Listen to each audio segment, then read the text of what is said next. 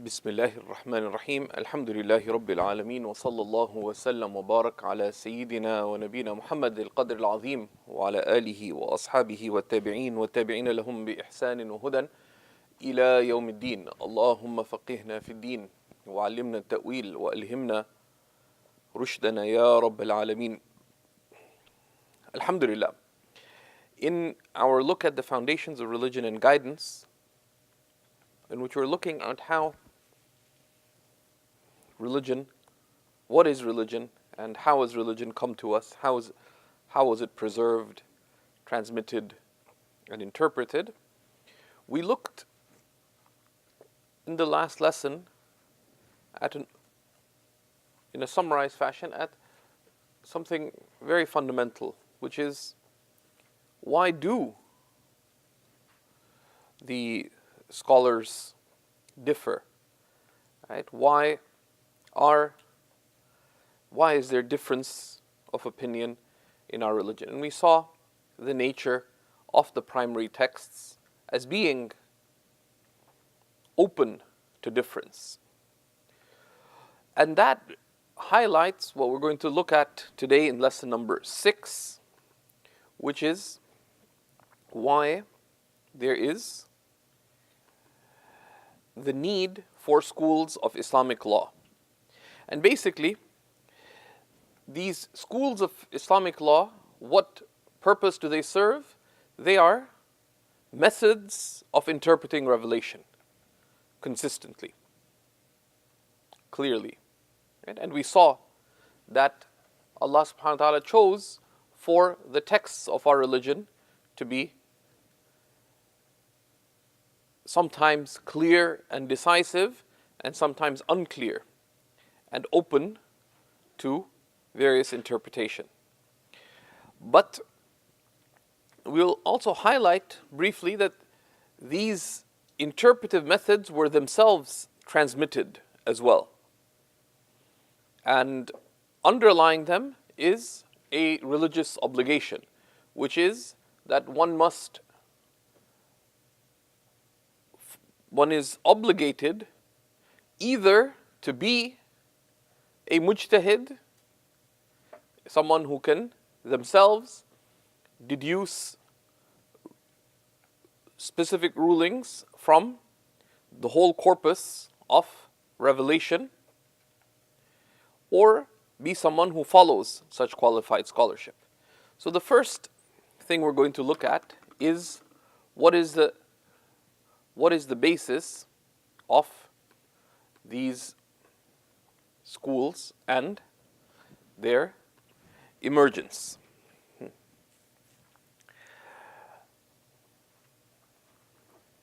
In the time of the Prophet ﷺ, the Prophet ﷺ was not the only teacher. And that is sometimes a little bit of a surprise for some people. But the Prophet ﷺ was sent as a teacher. And what he taught was not simply a transmission of points of guidance, but he trained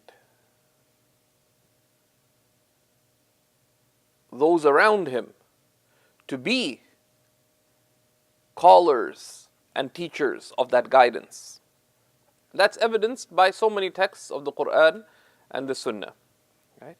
قُلْ هَذِهِ سَبِيلِي أَدْعُو إِلَى اللَّهِ عَلَى بَصِيرَةٍ أَنَا وَمَنِ اتَّبَعَنِي.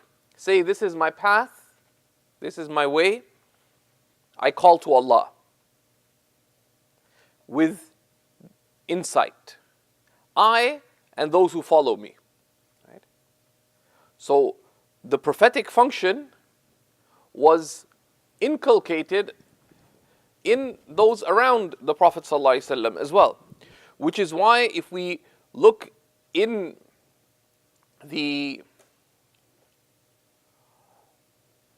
seerah, the life of the Prophet ﷺ, and we reach the 5th year in Mecca, and we look at the companions who gathered in Dar al-Arqam, right, which was the gathering place of the believers. And in the first 5 years, there's around 50 believers.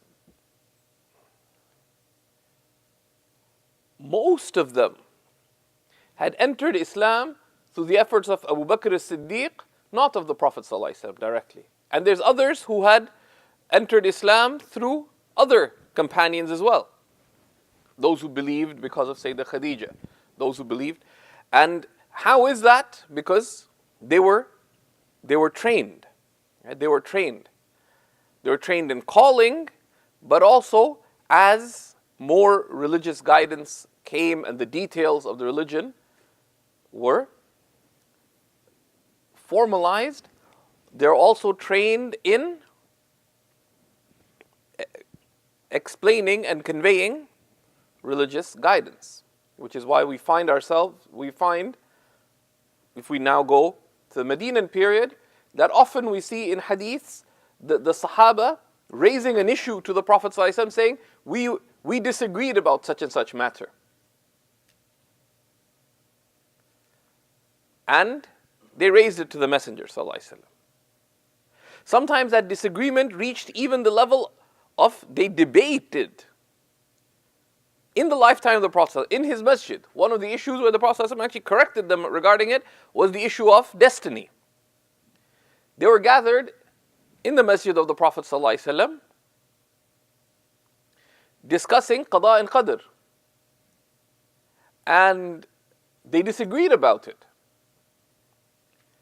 and their voices were raised, and then the Prophet ﷺ came and he corrected them regarding it, that not to debate about that point. But the interesting, he didn't tell them not to debate, but the fact that they debated about that, we know that they were in heated discussion about when exactly Laylatul Qadr was.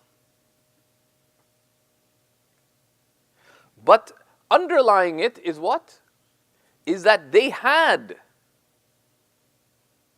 a permission from the Prophet ﷺ to interpret and strive to come to conclusions of specific matters from what they knew of the Quran and what they knew of prophetic guidance.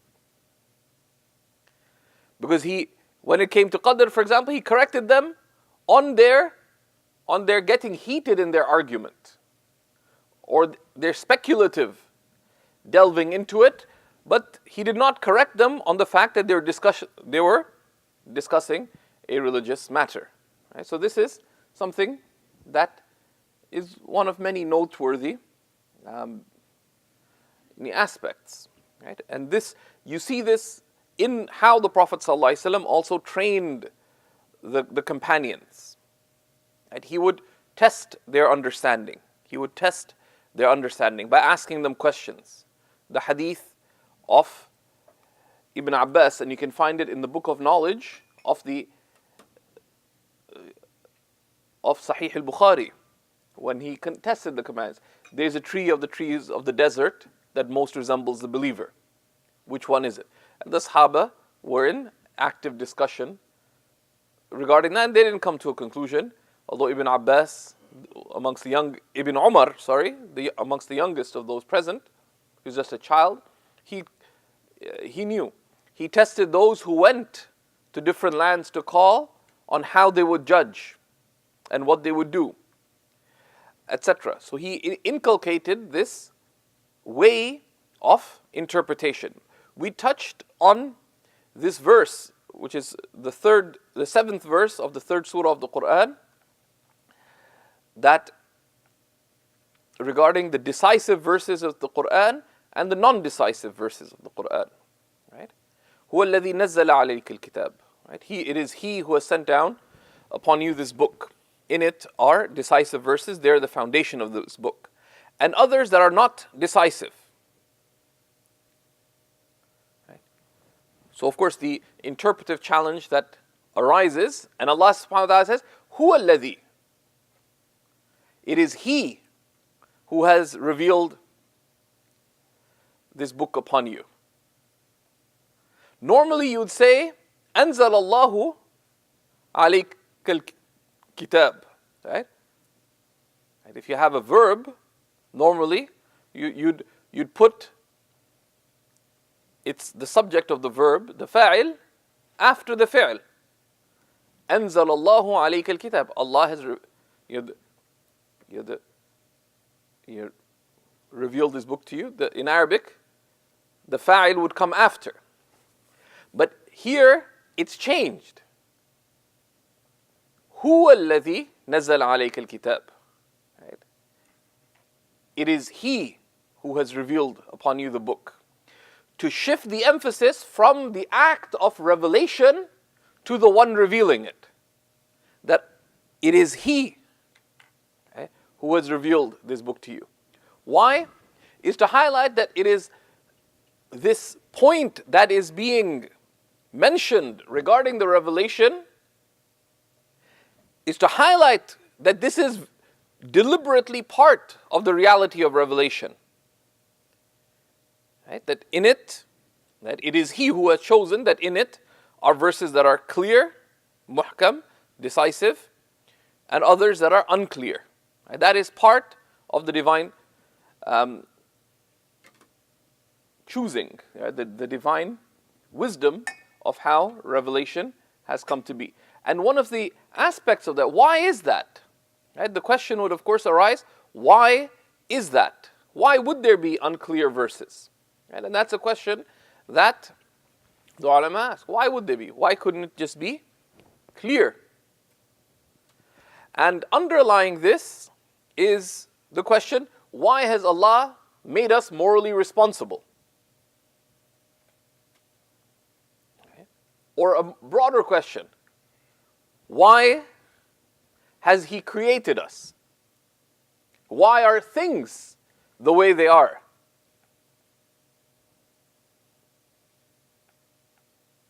And why has He made us responsible? Go broader. Why has He created us?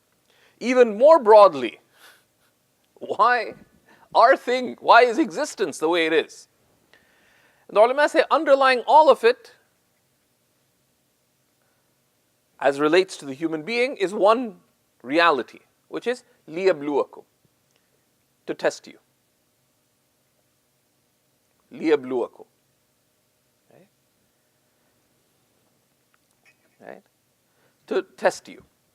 And that test in life, just as there is a test with respect to our desires, and we're tested with respect to our whims, we're tested with respect to trials and tribulations in life, we're tested with respect to family, we're tested with respect to social relations, we're tested with respect to our work, we're tested spiritually, we're tested in our character, we're also tested intellectually.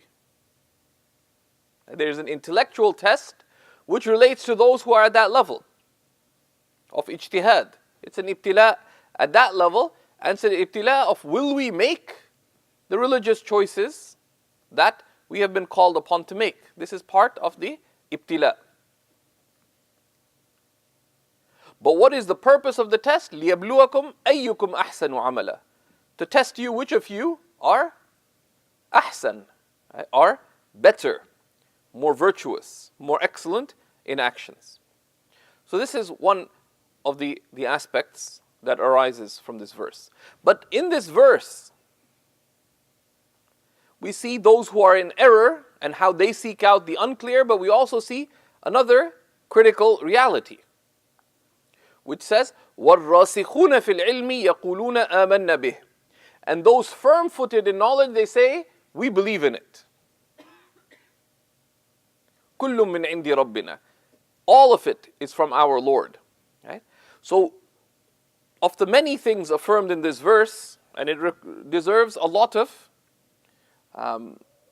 reflection from us, is the reality that there are those who are راسخون في العلم, right? Who are deep and firm-footed in knowledge.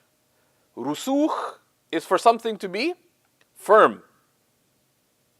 It's to be firm such that it is unshakable. وَالرَّاسِخُونَ فِي الْعِلْمِ. Okay?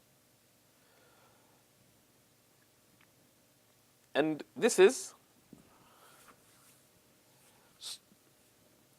of course, also from the implications of this verse is that if you are min al-rasikhina fil, of those deeply rooted in knowledge, then you'll know what to do with what is unclear in our deen. And if you don't, then you should know that there are two categories. Broadly, there's two types of people who are dealing with the primary texts. There are those who are rasikhuna fil ilm, and there are those who are not.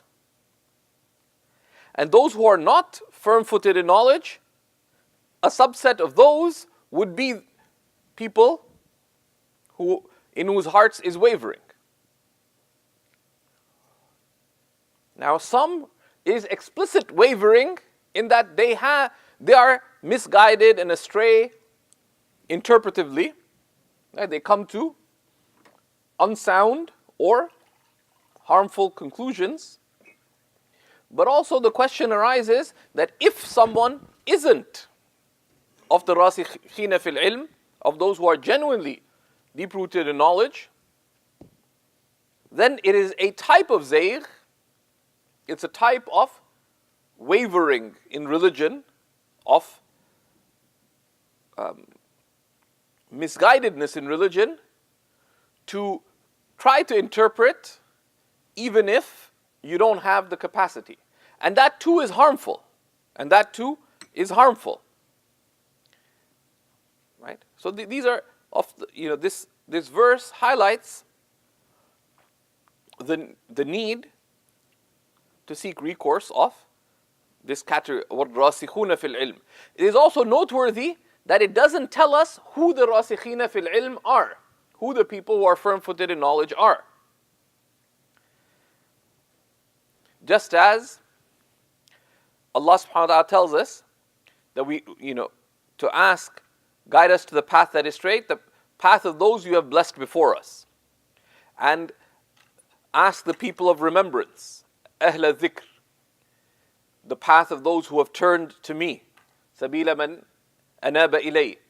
These qualities, right, of those one turns to when unclear or unsure, and one of the reasons is because they are clearly known. They are clearly known. One, because Allah subhanahu wa ta'ala tells us so many of their qualities throughout the Quran. Secondly, as we've touched upon in the opening lessons, they're a group within society that are clearly known. They are clearly known. Right? Allah subhanahu wa ta'ala has given us their characteristics, both external and their qualitative qualities. So it is in itself clear. Right? It is in itself clear. So during the time of the Prophet ﷺ, it was clearly known who were the senior companions. If someone came to Medina, and you see in the seerah, from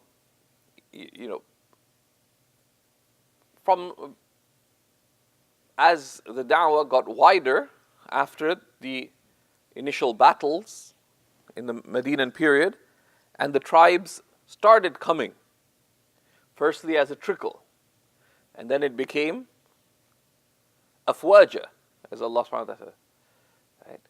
Group after group, unceasingly. Not all of them met the Prophet ﷺ directly. They went to these people around the Messenger ﷺ, and they would teach these tribes, right? Address their questions, and then they would go to the Prophet ﷺ for clarification of what was unclear and for counsel. Right? And it's interesting that many of the questions related to seeking counsel are relatively late. And one of the reasons being that as the scale and scope got wider, right, a lot of people were going to the first, as the tribes came, a lot of once they believed, etc., the specific teachings were done by all these people around the Messenger sallallahu alaihi wasallam. And after the time of the Prophet sallallahu alaihi wasallam, these senior companions, some of them dedicated themselves to teaching. Right? And the Muslim community saw, right, that the most important of its religious duties was not the political consolidation of the Arabian Peninsula, nor the mere expansion of the prophetic call, but the most important obligation was the preservation of religion. So much so that under the time of Sayyidina Ali ibn Abi Talib, of Sayyidina Umar ibn al-Khattab radiallahu ta'ala anhu, the second Khalifa, even though Islam was spreading in all directions, right? It was going deeper to the east. It was spreading across northern Africa, westwards. It was going north. However, Sayyidina Umar had prohibited the companions who were in Medina from leaving Medina without permission. And it was considered a deliberate act for someone to be given permission to go and participate in the da'wah. Why? Because the most important responsibility was the preservation of religion. And there was a strategy around that. So initially, Sayyidina Umar did not allow the companions to leave Medina. Because one, they were needed for religious consultation. Secondly, Medina was the place of teaching the religion above all. But then the permission was given in a deliberate manner. And it became a flood. At one time, just one of these cities, Kufa, during the time of Sayyidina Umar, who initially started with not allowing the Sahaba to go to Iraq, except on a need basis. Over 1,500 companions, and including a lot of the very senior companions, most notably, of those who remained there, Abdullah ibn Mas'ud, migrated to Kufa, or spent time in Kufa. And many of the senior, amongst them, Sayyidina Ammar as well, and others, spent time there. Why? Because of the need to teach and transmit the religion. And the companions specialized in that, while many of the companions took on different social and political responsibilities as they had to. The underlying concern of teaching was so central. And in that, we see very clearly, right, that there is an ethos to this religion, which is that as people became Muslim,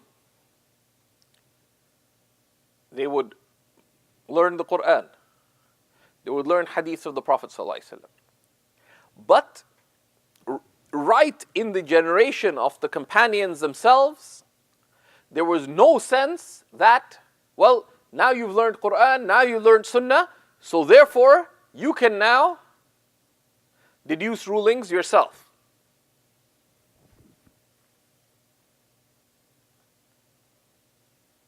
Rather, it was known who the senior companions were who were to be referred to for religious verdict.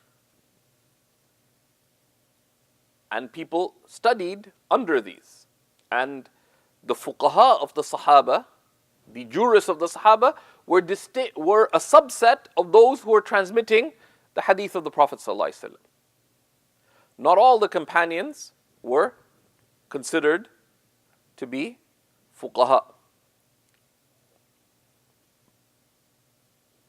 And likewise, we see in the age of those who studied with the companions, the tabi'een, that each of them, right,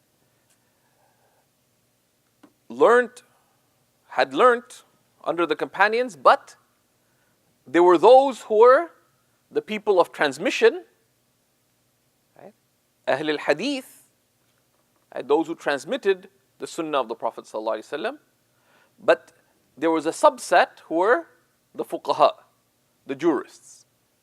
And just because you knew the hadith, of course, it was a given that you know the Quran, but even if you knew the hadith, that did not make you someone who knew fiqh. So much so that someone went and asked Al-Hasan al-Basri, who was of the tabi'een, a question in fiqh, and he gave an answer. And this man said, لَكِنَّ الْفُقَهَاء يُخَالِفُونَكَ. He said, but the fuqaha don't say what you're saying. And just picture this incident, right? This is Al-Hasan al-Basri, who's one of the early tabi'een. Grew up in the household of companions. He said, وَهَلْ أَبْصَرْتَ فَقِيهًا قَطْ? He said, have you even seen a faqih? Like, what are you talking about? Now, he was making a spiritual point there about what are the qualities of a true faqih, but there's also a point, right? That this is an age where there's hundreds of thousands of people who know the hadith of the Messenger ﷺ.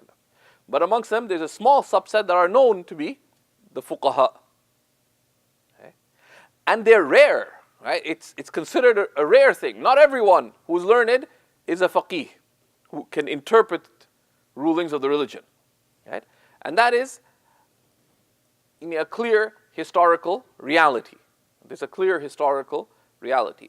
This, of course, connects back to something we talked about in the first lesson, so we won't belabor it, right? This reality of what Allah and His Messenger have told us regarding the nature of how religion comes to us. Right? That the preservation is through. What is the preservation through? It's through people, right? But which people? The scholars, but that they are the mainstream, they're manifest, etc. Right? These qualities, right?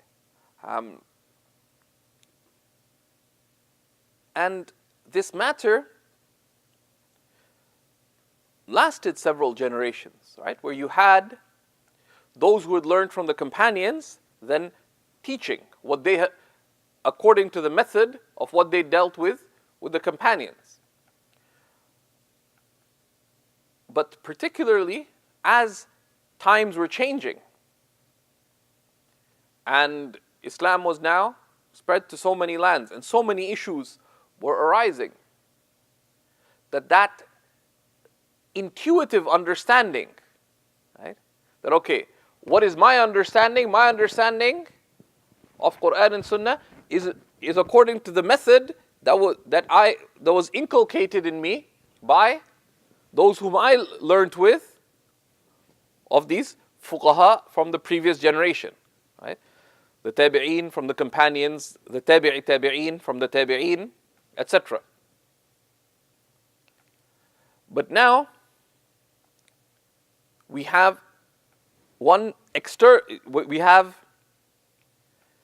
in terms of issues, a huge array of new issues arising. And there are those who are now making erroneous interpretation. There are those who are confused about how to interpret. There are sects that have emerged. There are false claimants to knowledge.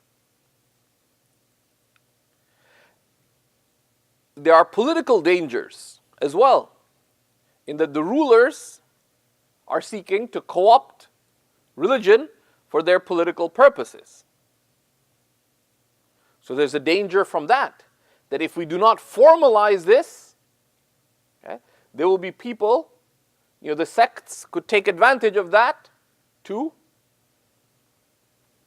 claim that their sectarian understanding is the mainstream when it's not. Those who could make false claims, there's a danger of misinterpretation.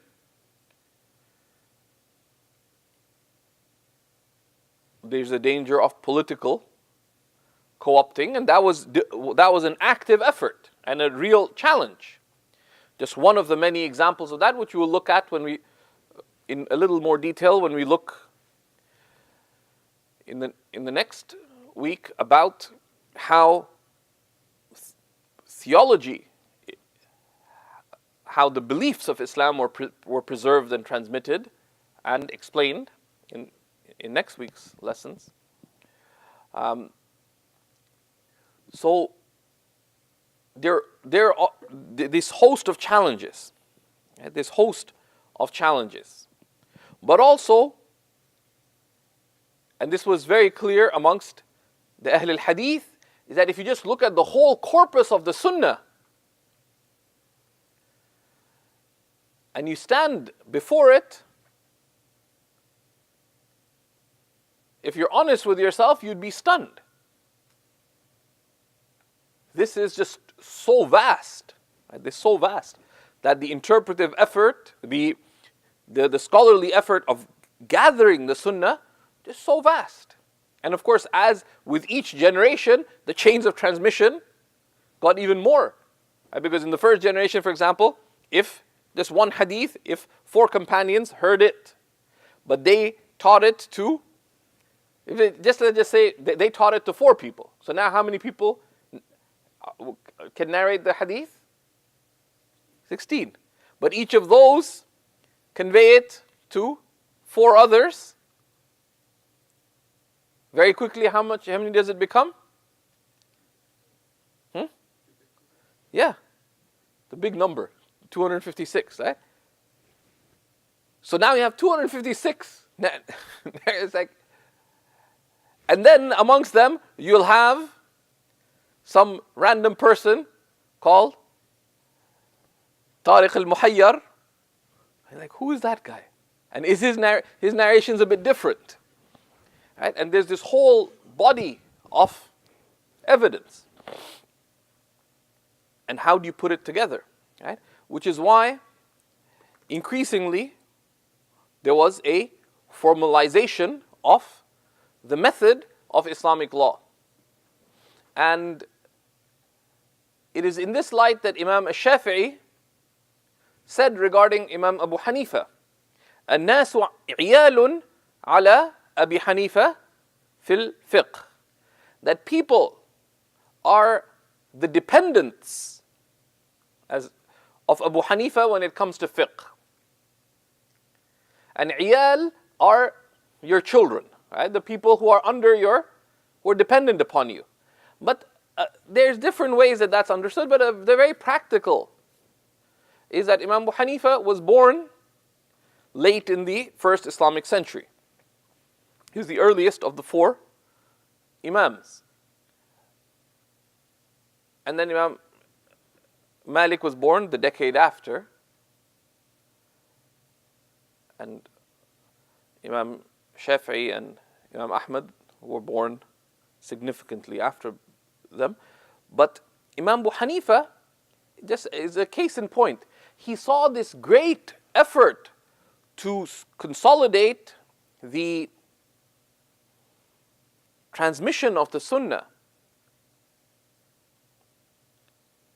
But he was worried that, okay, how do we systematically interpret this? How do we systematically interpret this? Right. And there's two approaches here to this. So Imam Abu Hanifa, he systematized it without laying down his formal principles. Right? He systematized it in a practical manner, in the sense that he said, okay, there's all these people transmitting hadith. That's easy. But what does it mean? How does it fit together? So he sat down and dedicated himself to interpretation, to transmitting the rulings derived from those texts. Both those that related to practical actions, but also cases that could arise but hadn't. And Imam Abu Hanifa went to great lengths to do this. Imam Malik, of course, as a reaction to the Hanafis, was very wary of this. Abu Hanifa would bring up an issue. He said, okay, what would happen if you took a grape and you tied it with string and you swallowed it while holding on to the string, while fasting? And after a little while, you brought it back out. Is your fast broken or not broken? Now, someone could say, why in the world would you do this? But it could happen. Now, we want to know, but the underlying issue is not what's the ruling of that grape, but what exactly is it that invalidates the fast? Okay? So you take cases, sometimes completely speculative, but to establish the underlying reasons, or bringing up questions. What is it that invalidates wudu? Is there an underlying meaning? And the basis is that there is. That it's a reality of life, the reality of reality itself, that al-aslu an tudaf al-ahkamu ila ilaliha wa asbabiha. That the basis is that rulings are ascribed to their means and their causes. There's something that results in it, and there's something that is the basis of that. That if this happens, that if A happens, then B results.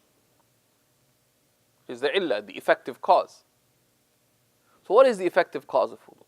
Now you won't find any hadith explicit about that. But this effort, right?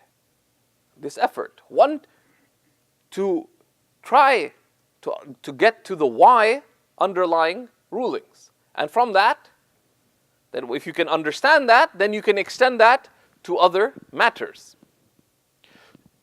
And this effort was sometimes quite shocking, especially amongst sometimes even other fuqaha who were not necessarily, who were more on the side of transmission than interpretation.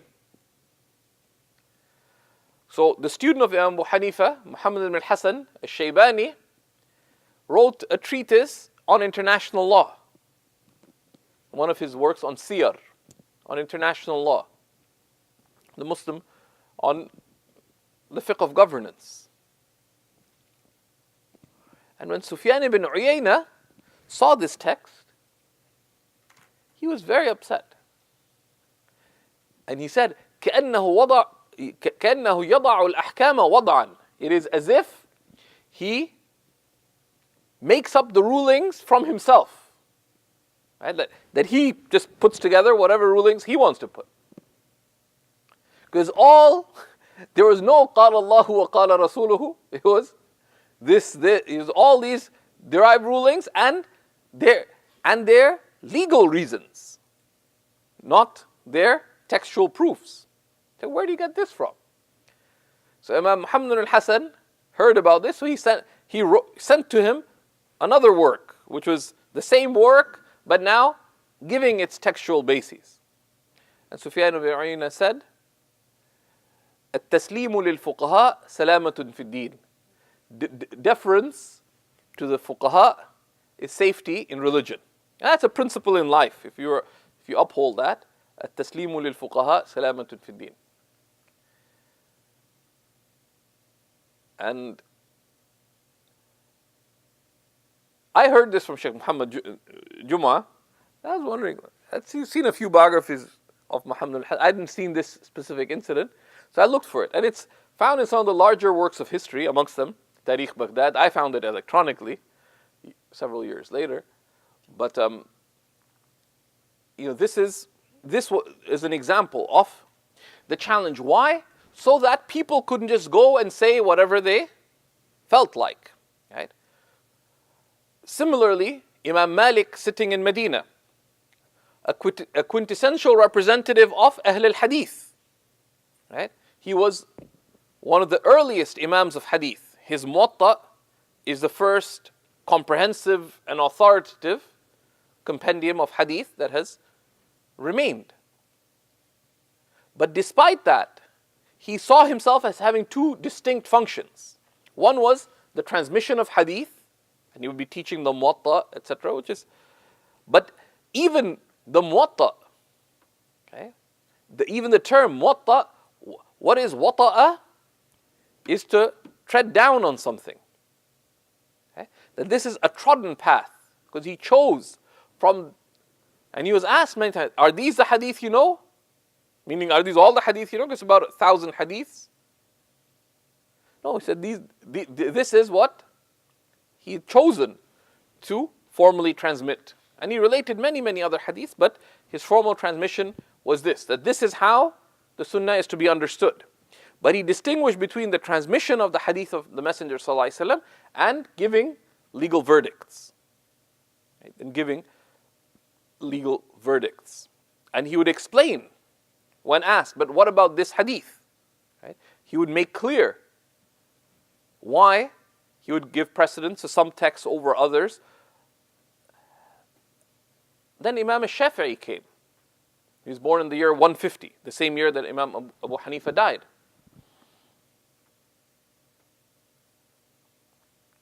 And he very much was an upholder of the way of what you can call Ahl al-Hadith, the textualists. And he was, to be honest, quite wary, even though he had, amongst his teachers was Imam Muhammad ibn al-Hasan, the student of Imam Abu Hanifa, who, and Muhammad ibn al-Hasan, of course, was also a student of Imam Malik, and Imam al-Shafi'i was a student of Imam Malik, amongst others, and a student of Imam Muhammad ibn al-Hasan. So this is sort of their interrelationship. Imam Shafi'i was very worried about this interpretive tendency, because he feared it could go too far. It could go too far. But on the converse, there was another danger, which is the textualists were confused. We have all these narrations, and how do we deal with them? So one of the somewhat neglected contributions of Imam Shafi'i to Islamic scholarship, not neglected in a sense, was that he was the first person to formally and systematically explain the method of accepting and rejecting hadith of the Messenger sallallahu alaihi wasallam.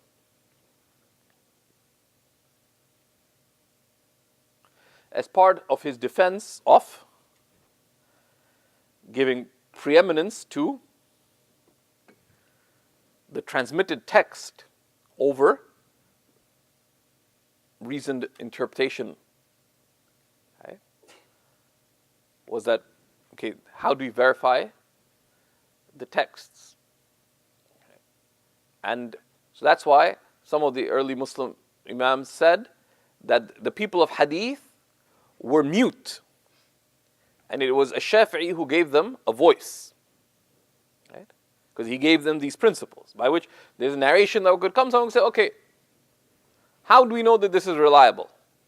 They could say, well, so because so and so is reliable, this and that, and they could explain it out, but to formalize it into clear criteria, and that's amongst the many contributions of Imam al-Shafi'i.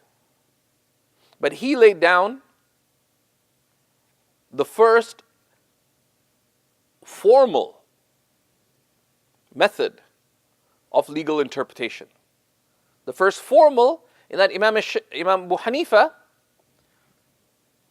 is established a practical interpretive method that was very much case-based and applied. And if you look at the application of that, you can deduce his legal method very clearly.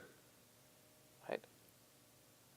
Like if a judge doesn't tell you what are the principles by which they judge, but if you see 100 cases, you can deduce from it, right, that this is their method. Right? And any sound method has certain characteristics. It is consistent.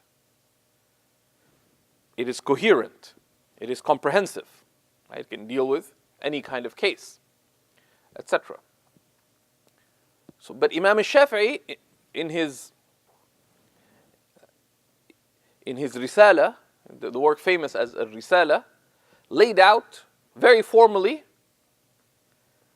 the principles of legal interpretation. And that's why Imam al-Shafi'i is often referred to as the founder of Usul al-Fiqh. But the founder of Usul al-Fiqh, of the principles of legal interpretation, in the sense of formalizing them explicitly. Though you see very clearly in the method of Imam Abu Hanifa a practical formalization of that. You see that in the method of Imam Malik as he dealt with legal cases that came up to him. Right? And his method is very clear from the fiqh that he presented. But then Imam al-Shafi'i came, and it's at one level, it's a counterbalance against the very reason-based method of the Hanafis, which Imam Shafi'i feared could go too far. And he even debated his own teacher, Muhammad al-Hasan, regarding it. And both ultimately stood up to the test of time. And these two schools, these two broad schools, you had what were called Ahlul Hadith, the people of Hadith, the textualists, and you had Ahlul Ra'i, the people of legal reason, of legal reasoning. Right? And some of it was a matter of presentation, how you presented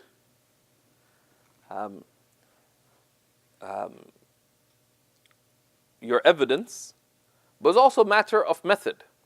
Right? That Imam Abu Hanifa had a certain method of seeing that there's underlying shared meanings between different rulings, and the distinguishing between the decisive and the non-decisive. And we saw some of those characteristics last week. And Imam Ahmad came after Imam al-Shafi'i and was very similar to Imam al-Shafi'i in his interpretive method, but leaning more on the textualist side. But each of these schools, right, what they provided at a critical period in Islamic history was methods of how you interpret primary texts. They were built upon Imam Abu Hanifa. Who is Imam Abu Hanifa? He is the graduate of his teachers, the like of Hammad ibn Abi Sulaiman and others. Who is Imam al-Shafi'i? Imam al-Shafi'i is the graduate of the teachings of a whole number of his teachers. And you can see in their biographical notes, each of whom had a method. And if you look at the body of opinions of each of them, right, they are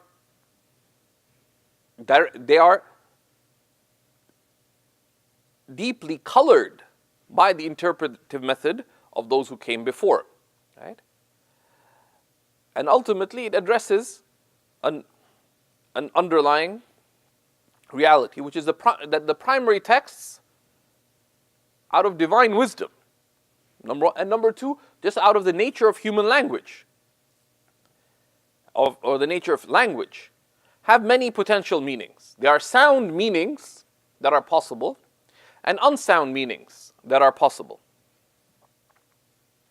So how do we what are the boundaries of sound interpretation, and how do we interpret consistently? How do we interpret consistently? Right? So that we can have clarity. Right? And we saw one aspect of why the texts are this way is the reality of the test. The other is mercy. That if you didn't like what Imam Shafi'i has to say, go around the corner, you'll find one of the Ahl al-Hadith, and go around the other corner in Baghdad, and you'll find the Hanafis, and there's mercy, there's vastness in the interpretation. And there's a broader divine wisdom as well, that they correct one another. Right? That these schools, after they emerged, there were extensive debates back and forth. And each of them, their coherence, their consistency, their cogency, stood the test of centuries of debate. Right? None of these schools can be debunked in an absolute sense. It can't. And if you go zoom to the 5th century, and Imam al-Ghazali, he bemoans the excessive debating that's taking place. And sometimes it did become excessive, but there's a wisdom in that active debating in legal matters. Because each of the schools stood the test of time. No one is presenting you a line of reasoning that they're just winging it. Because you couldn't wing it. Right? Because people cared very seriously about this. Right? So, we have seen, of course, that this method, though inherited, right, right, but it's not simply that Abu Hanifa was teaching the fiqh of Ibn Mas'ud, right? Because understanding is different from transmission. That transmission merely conveys a text, but understanding, right, is more subtle, right? Is more subtle. So these mujtahid these 4 imams and the other great imams of the age of ijtihad, and there are many of them, right? They got these methods of interpreting the text from a range of their teachers, and we see this with the 4 imams themselves. Imam Muhammad ibn Hassan, though a student of Abu Hanifa, is influenced by the other teachers that he studied with as well. Imam Shafi'i, very much so as well. Imam Ahmad, even though he looked up above all to Imam Shafi'i as his teacher, he was deeply influenced by the great scholars of hadith that he studied with, but also by Imam Ahmad's time, the predominant school in Iraq where he was were the Hanafis. And he was deeply, deeply influenced, particularly in the fiqh al-mu'amalat, by the works of Imam Muhammad ibn Hassan, as he himself admitted. And this is part of their methods of interpretation were very nuanced, right? Were very nuanced. So this is a little of how the interpretation played out in this formalization of a method of interpretation in dealing with this amazing insight that we've been reiterating, right? That the chain of transmission is from religion. Right? That these schools were a response to how do we formalize the method of interpretation and make it a reliable process. But also there's a reality, there's a realization, right? That ultimately, the core, that they were they were in a historic moment as well. That ultimately, what the core of what they represent, right, is that as you go further away from the time of prophethood, you risk losing all the intangibles related to interpretation. Because many aspects of understanding and interpretation are necessarily intangible. Just consider your grandmother, right? And let's just say, well, she's older. You know when she's accurate about certain things and she's not accurate. If your friend comes and spends a day or two with you, it's not just a matter of you saying, my grandmother is on this scale of transmission with respect to historical details. That if she tells you about the partition of India and Pakistan, that she's not accurate, don't listen to her. You may tell that to your friend who's an outsider, but you know your grandmother. So you know there's all those subtleties that, you know what, when she's talking about generalities, you can take her. When she's talking about specifics, make sure you verify, right? She has a grudge against so-and-so, so don't listen to what, all the subtle nuances, right? That very often are difficult to lay out in a method, and that are really someone who's much further away from the context and the lived experience of the moment of revelation could lose. Right? And ultimately, what is religion? Religion ultimately is what Allah says and what His Messenger ﷺ say. Everything else is derivative from that. So one of the functions that the schools provided was to provide a coherent, consistent, soundly interpreted snapshot of the core of how the Quran and the Sunnah are understood. Right? And that is the body of these schools. Right? That we do not, there is no need to reinterpret how the prayer is performed. Was what new thing could you learn now about how the Prophet ﷺ prayed that was not known in the early times? If religion is based on the Quran and Sunnah, and these are preserved and transmitted. The critical question is, how do we consistently interpret that? So one function of these is to provide an accurate snapshot, an accurate, consistent, methodological snapshot of this is how the core of revelation is understood. Then there are clear applications of that, clear extensions. So having established the core of this is what they affirm themselves, but then how is that then applied? Right? There's a method for that application. Right? There's a method for that application.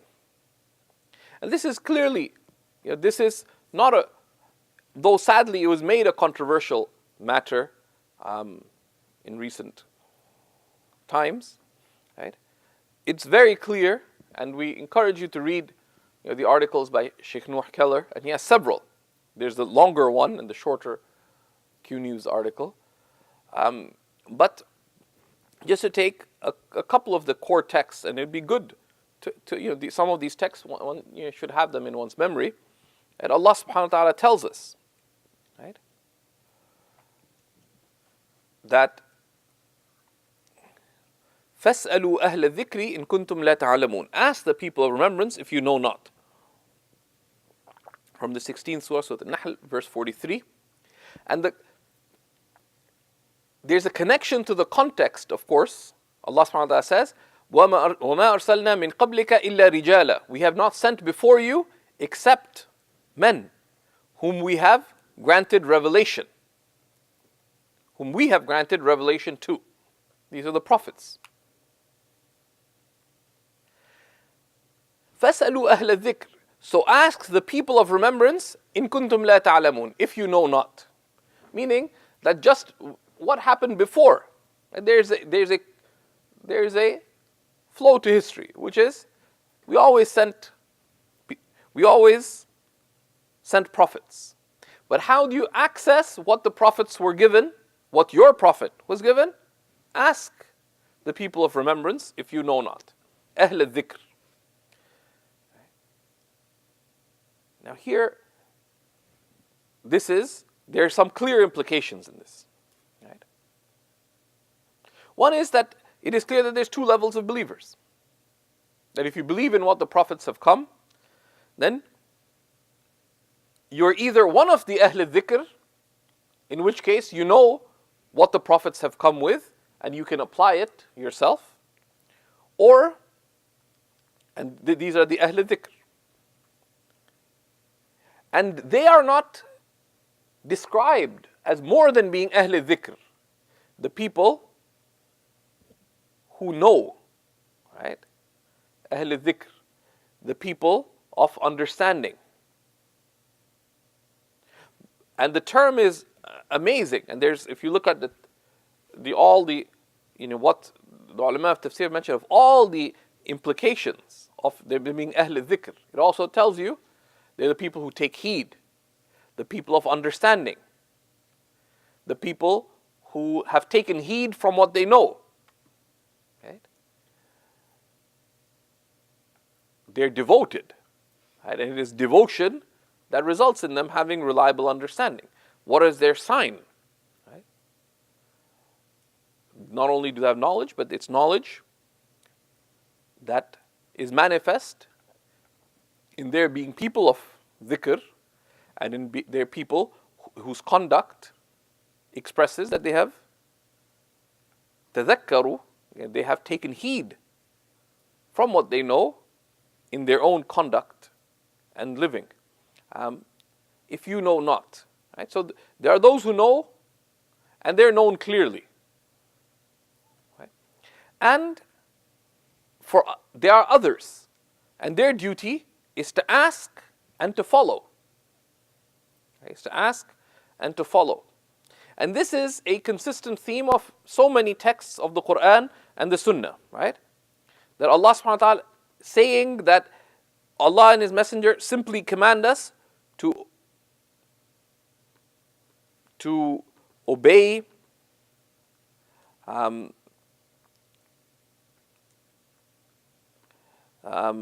and His Messenger is untrue. Right? Because it tells us to seek Ahl al-Dhikr. Right? To seek Ahl al-Dhikr. Even more so, right? Allah subhanahu wa ta'ala tells us, for example, in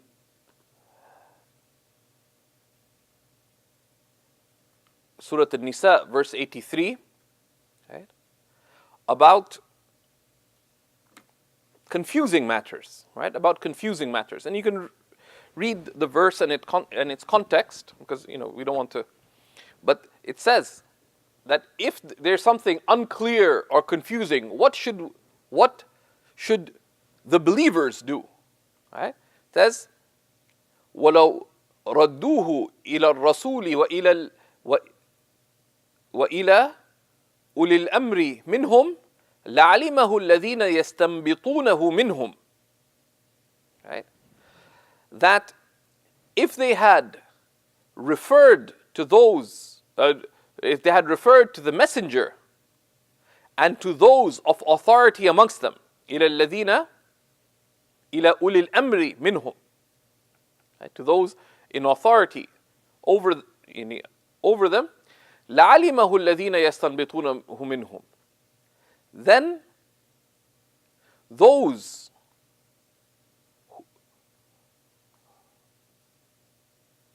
who have the capacity to interpret it, الَّذِينَ يَسْتَنبِطُونَهُ, would have known the matter. Right? لَعَلِمَهُ الَّذِينَ يَسْتَنبِطُونَهُ مِنْهُمْ. then those who have the capacity, right? Those whose task it is to find it out, that's how Shaykh Nuh translates it in his article, الَّذِينَ يَسْتَنْبِطُونَهُ مِنْهُ. Those who have the capacity to interpret it. And this word istinbat is, and you can read it in Shaykh Nuh's article, he gives a very, what does this term, الَّذِينَ يَسْتَنْبِطُونَهُ مِنْهُ, right? The word for the capacity to infer meanings from texts, the word istanbata, right, is from the root, right, which in Arabic, the verbal noun from it is istinbat, is from the root of drawing water from a well. Right? It's from drawing water from a well. Okay. Okay. That there are unclear matters that people can be confused about. So you take the matter back to the messenger. That is the reference point. But how do you do it? You can't just, the command of Allah is not just take it back to the messenger. وَإِلَى أُولِي الْأَمْرِ مِنْكُمْ. And those in authority, وَإِلَى أُولِي الْأَمْرِ مِنْهُمْ here. And to those in authority amongst them. That there is clearly, they're saying that we don't have religious authority in Islam, that we also have in Islam those who don't understand Islam, right? Because what about ulil amr, right? أطيعوا الله وأطيعوا الرسول وأولي الأمر منكم. Right? Obey Allah and obey His Messenger and those in authority over you. And those in authority over you, there's two types of authority. There's political authority, which is obeyed in public matters. There's religious authority.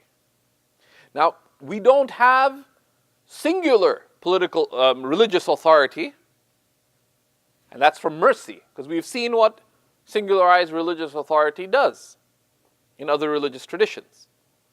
And the very fact that there's difference, there's self-correcting mechanism, that no one group can claim absolute hold over the truth, right?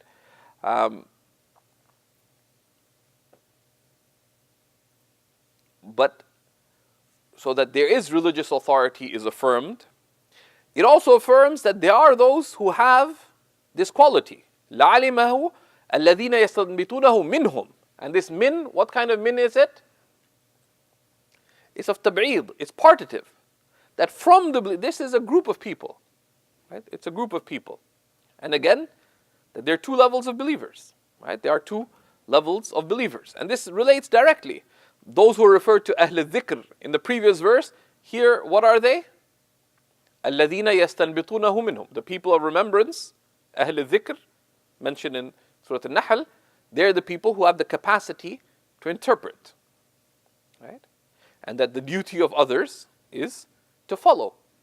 And the rest of the verse, and of course an adab of a student of knowledge is when, for the purpose of study, like if a verse is mentioned in a context, one should go back and read the rest of the verse. It'll give you, a lot more clarity.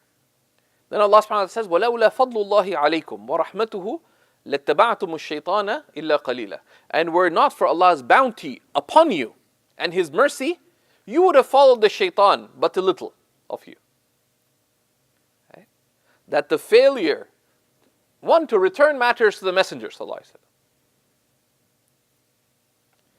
Secondly, the failure to return matters to those in authority over you, those who have this capacity of istinbat, of deriving, of getting water out of the well. Right? Right? Of deep, sound, consistent, reliable interpretation. You are susceptible to the maqasid of shaitan. What's the maqasid of shaitan? Ighwa, to lead astray. Right? And that this is from the fadl of Allah and His mercy, right? That we have ulil amr and ahl al-istinbat, and the people of who have this capacity. There's numerous hadiths that highlight this point as well. Just one of them that you should be familiar with is the hadith of An-Nu'man ibn Bashir, who I'm always amazed, he was 5 or 6 when he transmitted this hadith. Al-halalu bayyin wal-haramu bayyin.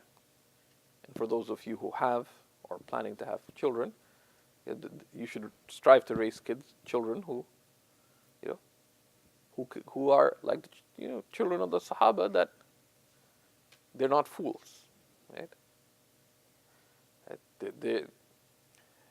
When the scholars discuss family planning, some of the fuqaha said that one of the reasons for someone to decide not to have children is that if you can't raise an upright child, then it's probably better just to practice contraception. Because why have children if they're going to be a case against you? But the lawful is clear and the unlawful is clear. Right? Al-halalu bayyin wal-haramu bayyin. وَبَيْنَهُمَا أُمُورٌ مُشْتَبِهَاتٌ. And between them are unclear matters. لَا يَعْلَمُهُنَّ كَثِيرٌ مِّن النَّاسِ. Most people don't know about. What is this text clearly indicating? That there are some who know them. Because إِذَا لَمْ يَعْلَمْهُ الْكَثِيرُ يَعْلَمُهُ الْقَلِيلُ. Right? Most don't know about it, but affirms clearly that some do. فَمَنِ اتَّقَى الشُّبُهَاتِ فَقَدْ اسْتَبْرَأَ لِدِينِهِ وَعِرْضِهِ. So whoever avoids the unclear safeguards their religion and their honor. And the practical meaning of the unclear is that is something whose ruling is not clearly known. So there's things whose ruling is not clearly known by most people, clearly and reliably, but some do know it. So if you are faced by such a matter, then your responsibility is to seek out those few who do know it. Right? That there are some who know. So therefore, seek them out. Right? And that this is a key to safeguarding your religion. Because if you seek out those unclear matters, or you pursue knowledge of those without finding those few who do know them, you will still be, right? وَمَنْ يَقَعُ فِي الشُّبُهَاتِ يَقَعُ فِي الْحَرَامِ. Right? Whoever falls in the unclear falls into the haram. Right? So this is what the schools of Islamic law practically represented. Right? If there's practical reasons for following these schools of Islamic law, right? One is that they represent a fulfillment of the religious duty to obey Allah and to obey the Messenger and those in authority over you. Okay? But interestingly, those in authority over you is not mentioned with the command, because Allah subhanahu wa ta'ala could have said, obey Allah, His Messenger, and those in authority over you. That the command of obedience applies to all of them. But it says, obey Allah. Obey His Messenger. أطيعوا الله وأطيعوا الرسول. You don't need to say, obey Allah and obey His Messenger. You can say, obey Allah and His Messenger, which as is come in other verses. Right? وَمَنْ يُطِعِ اللَّهَ وَرَسُولَهُ. Whoever obeys Allah and His Messenger. It's even come, وَمَنْ يُطِعِ الرَّسُولَ فَقَدْ أَطَاعَ اللَّهَ. Whoever obeys the Messenger has obeyed Allah. But here it says, obey Allah and obey His Messenger. And the ulama ask, why is it repeated here? And why is it not repeated for a third time when it says, and those in authority over you? Because those in authority, obedience to them, which is commanded wasilatan, la ghayatan, as a means and not as an end. Okay? As a means and not as an end.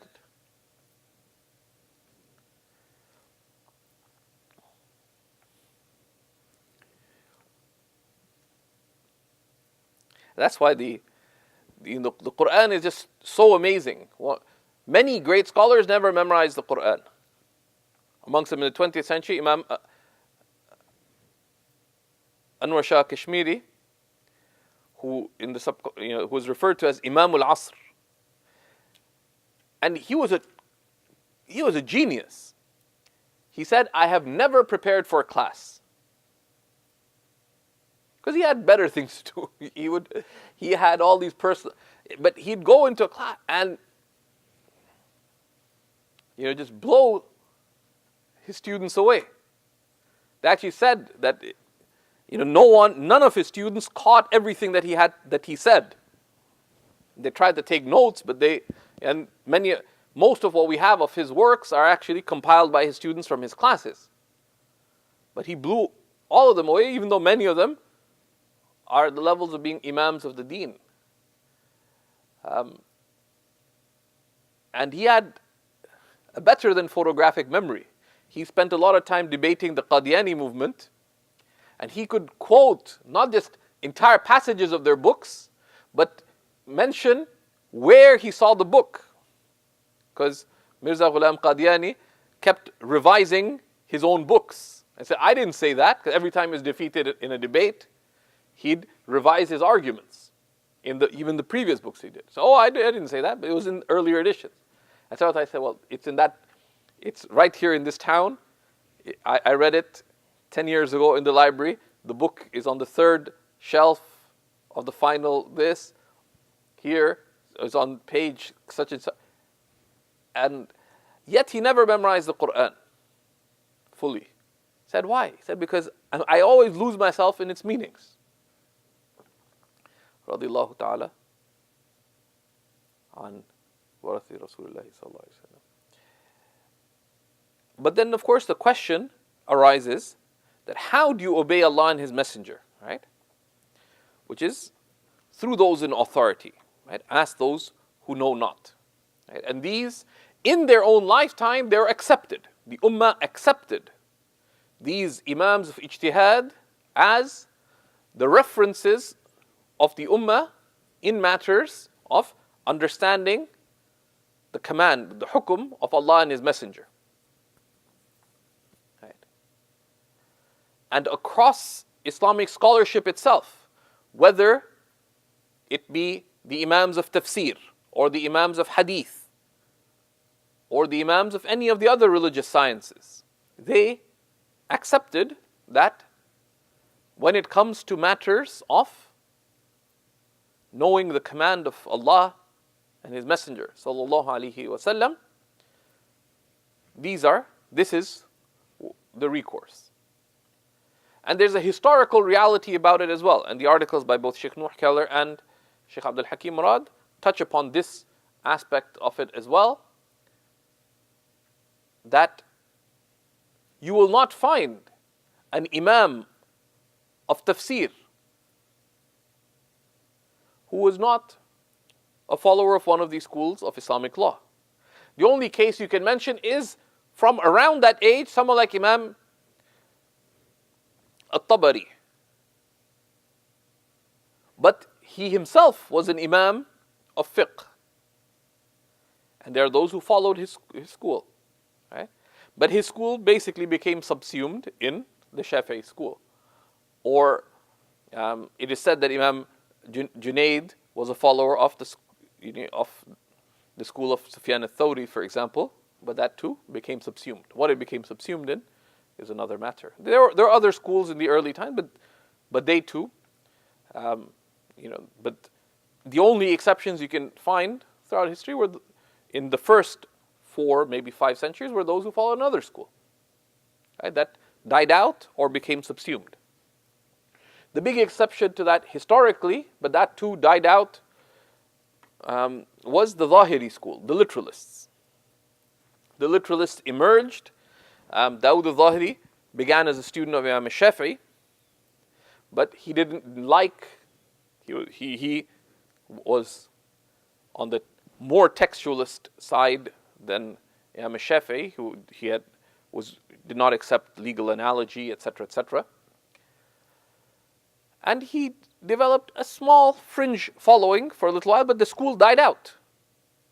A couple of centuries later, in Muslim Spain, Ibn Hazm revived literalism. But he revived it from the books, without transmission. And he was brilliant.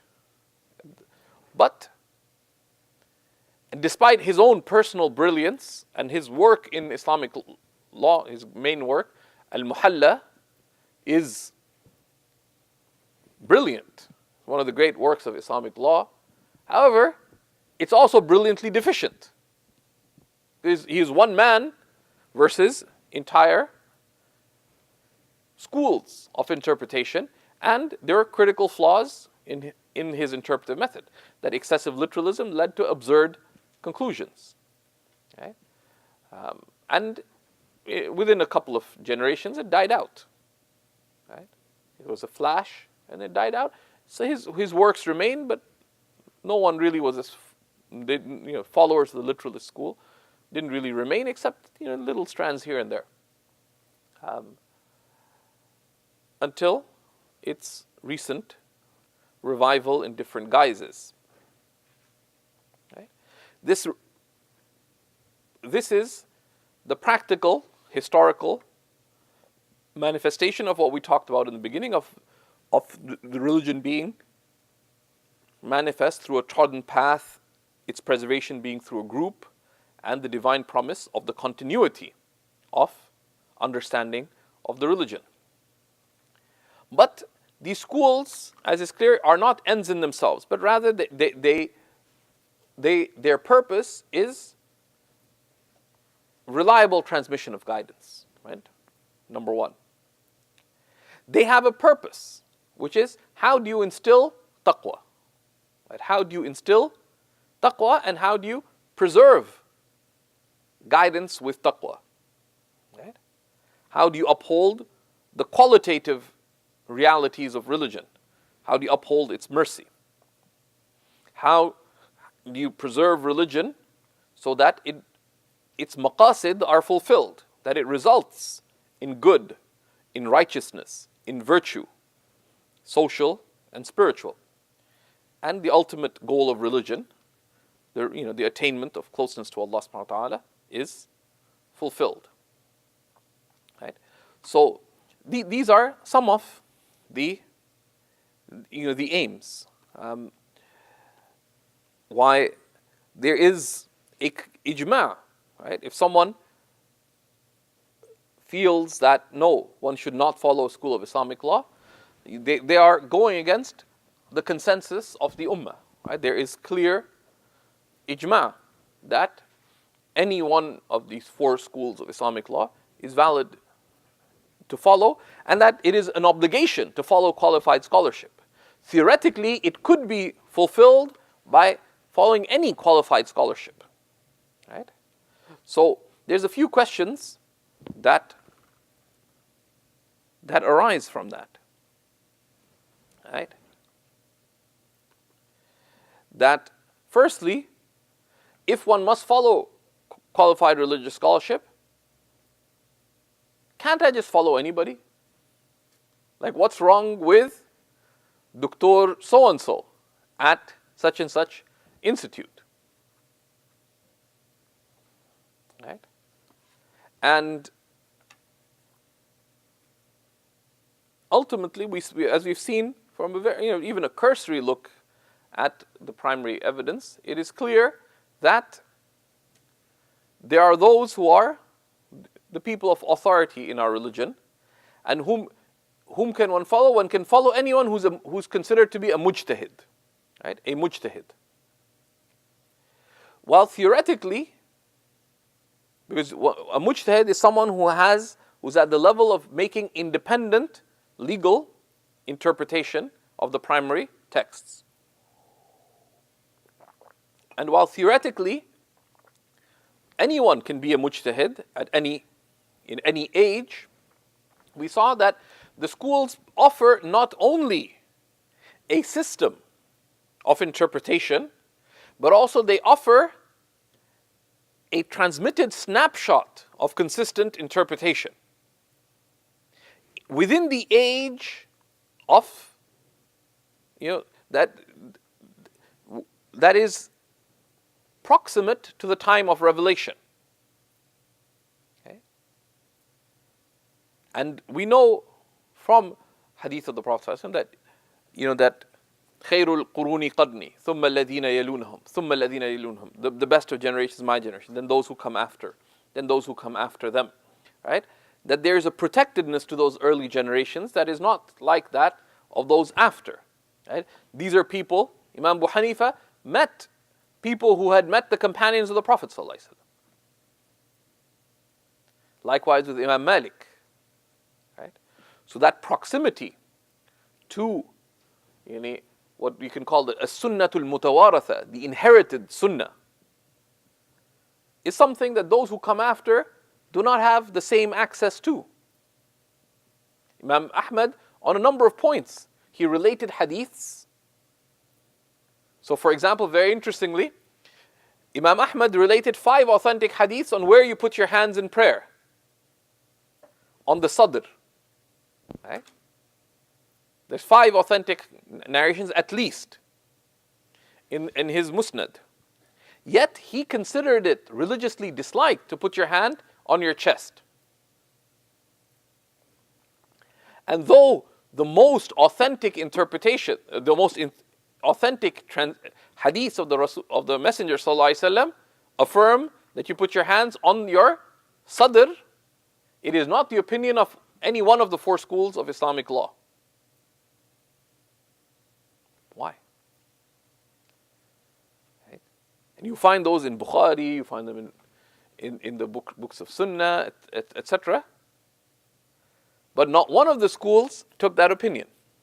The Hanafis placed their hands below the navels. The Malikis that relied upon, you don't fold your hands, according to the mashhur of the madhab of Imam Malik. The Shafi'is, the relied upon position is you place your right hand on your left below the chest. Of course, and the evidentiary basis used for it is that, as you can see from the Majmu' fi Nawawi, that the Messenger of Allah ﷺ put his right hand on his left, ala sadrihi, on his chest. But you're saying below is not on, tahta is not ala. In Imam Ahmad, his opinion, his relied upon opinion, as mentioned in the mutun of the Hanbali school, is the same as Imam Abu Hanifa. Why? There's several. One, what does sadr refer to? How do you join between the evidence? But also a critical element, as is mentioned by Al-Buhuti in Kashaf al-Qina, karihahu wa in rawahu. He disliked it even though he transmitted it. Why? Because it went against the sunnah al-mutawaratha, this inherited sunnah. Right? That there's an established practice. Right? And there's a whole, you could reconstruct the whole thing. He saw what, there's the opinions of the companions and this and that. This whole, there's an explicit evidentiary basis, but there's also all the contextual and circumstantial evidence that they had access to, that those after are more distant from that evidence. So, while theoretically anyone who fulfills objective criteria of deep knowledge of the primary texts and requisite training, etc., could be an independent mujtahid. But practically, the ummah was not interested in, nor believed in anyone's claim to absolute independent ijtihad. Because there's also an ummatic implication of acceptance. One, practically, why do we need you? Someone comes now and says, I'm an absolute mujtahid. What could you give us that these schools lack? How are you a more reliable interpreter of revelation than those who lived in the first 2 centuries of Islam? The danger of there being non-fulfillment of conditions, misunderstanding, personal claims, external influence, whether it be political or social or intellectual or others, or non-fulfillment of the comprehensive aims of the Sharia, etc., the Ummah didn't accept. There are people who made claims of ijtihad, amongst them a number of notable Shafi'is, amongst them Imam al-Mawardi, did say that I'm at the level of ijtihad. But then they saw his works corresponded to this. Says, well, I don't follow a Shafi'i, but it happens that my ijtihad corresponds to his. لكن وافق اجتهادي اجتهاده. But because practically, he said, he considered himself to have reached that level, and he is brilliant. But there's nothing that he had, that his interpretive method was this, like, where are you going to get an interpretive method from? Right? So, then this question, is the door of ijtihad closed? No. Right? But practically, the ummah does not need new schools of Islamic law. And the ummah is not going to accept practically because of all the potential dangers and harms of that. Right? It's not going to accept. Rather, the door of ijtihad, firstly, the conditions need to be fulfilled. Secondly, where ijtihad is needed is in resolving new issues. Or addressing issues that may have been dealt with, but that are built upon considerations of custom and culture and context, which is only a subset of rulings. Because how you pray does not change whether you are in Moncton or Montreal or Toronto or in Mombasa. Right? It is you and your Lord. Right? But can you sell a can you? What is the if can you sell things on Amazon that you don't own? People do that all the time. Now there's a legitimate way to do it and an illegitimate way to do it. A lot of people, what they do, like drop shipping and stuff. They find like a small supplier of something really cool, but that small supplier wants to maintain their exclusivity. This may be a business idea if you want to make some money, but it's obvious. Everyone knows about it, like who's trying to make some money. So what you do, someone makes really nice leather bags, but they don't want to sell it on Amazon. They want to retain their exclusivity and niche and so on, and to charge a premium. So you sell it on Amazon at a premium, but you don't buy it. What you do is when they order it, you ship it from the person themselves to the client, and you just take the extra. Now, can you do that Islamically? That's a new issue. But there, the ijtihad is the application of these established, sound, consistent principles to those new issues. Right? That is the ijtihad need. And there's enough issues to deal with that at a practical level, there is no need to reinterpret Islamic law. Right? And those who talk about the reinterpretation of Islamic law, and now, as if it wasn't needed before, now we have to consider the maqasid of the Sharia. Right? All these kinds of claims are, as Shaykh al-Buti put it, تلاعب بدين الله. It is playing around with the religion of Allah. Okay? A question often arises, do I have to stick to one school? And the theoretical answer is no. Your duty is to obey Allah and His Messenger reliably in everything that you do.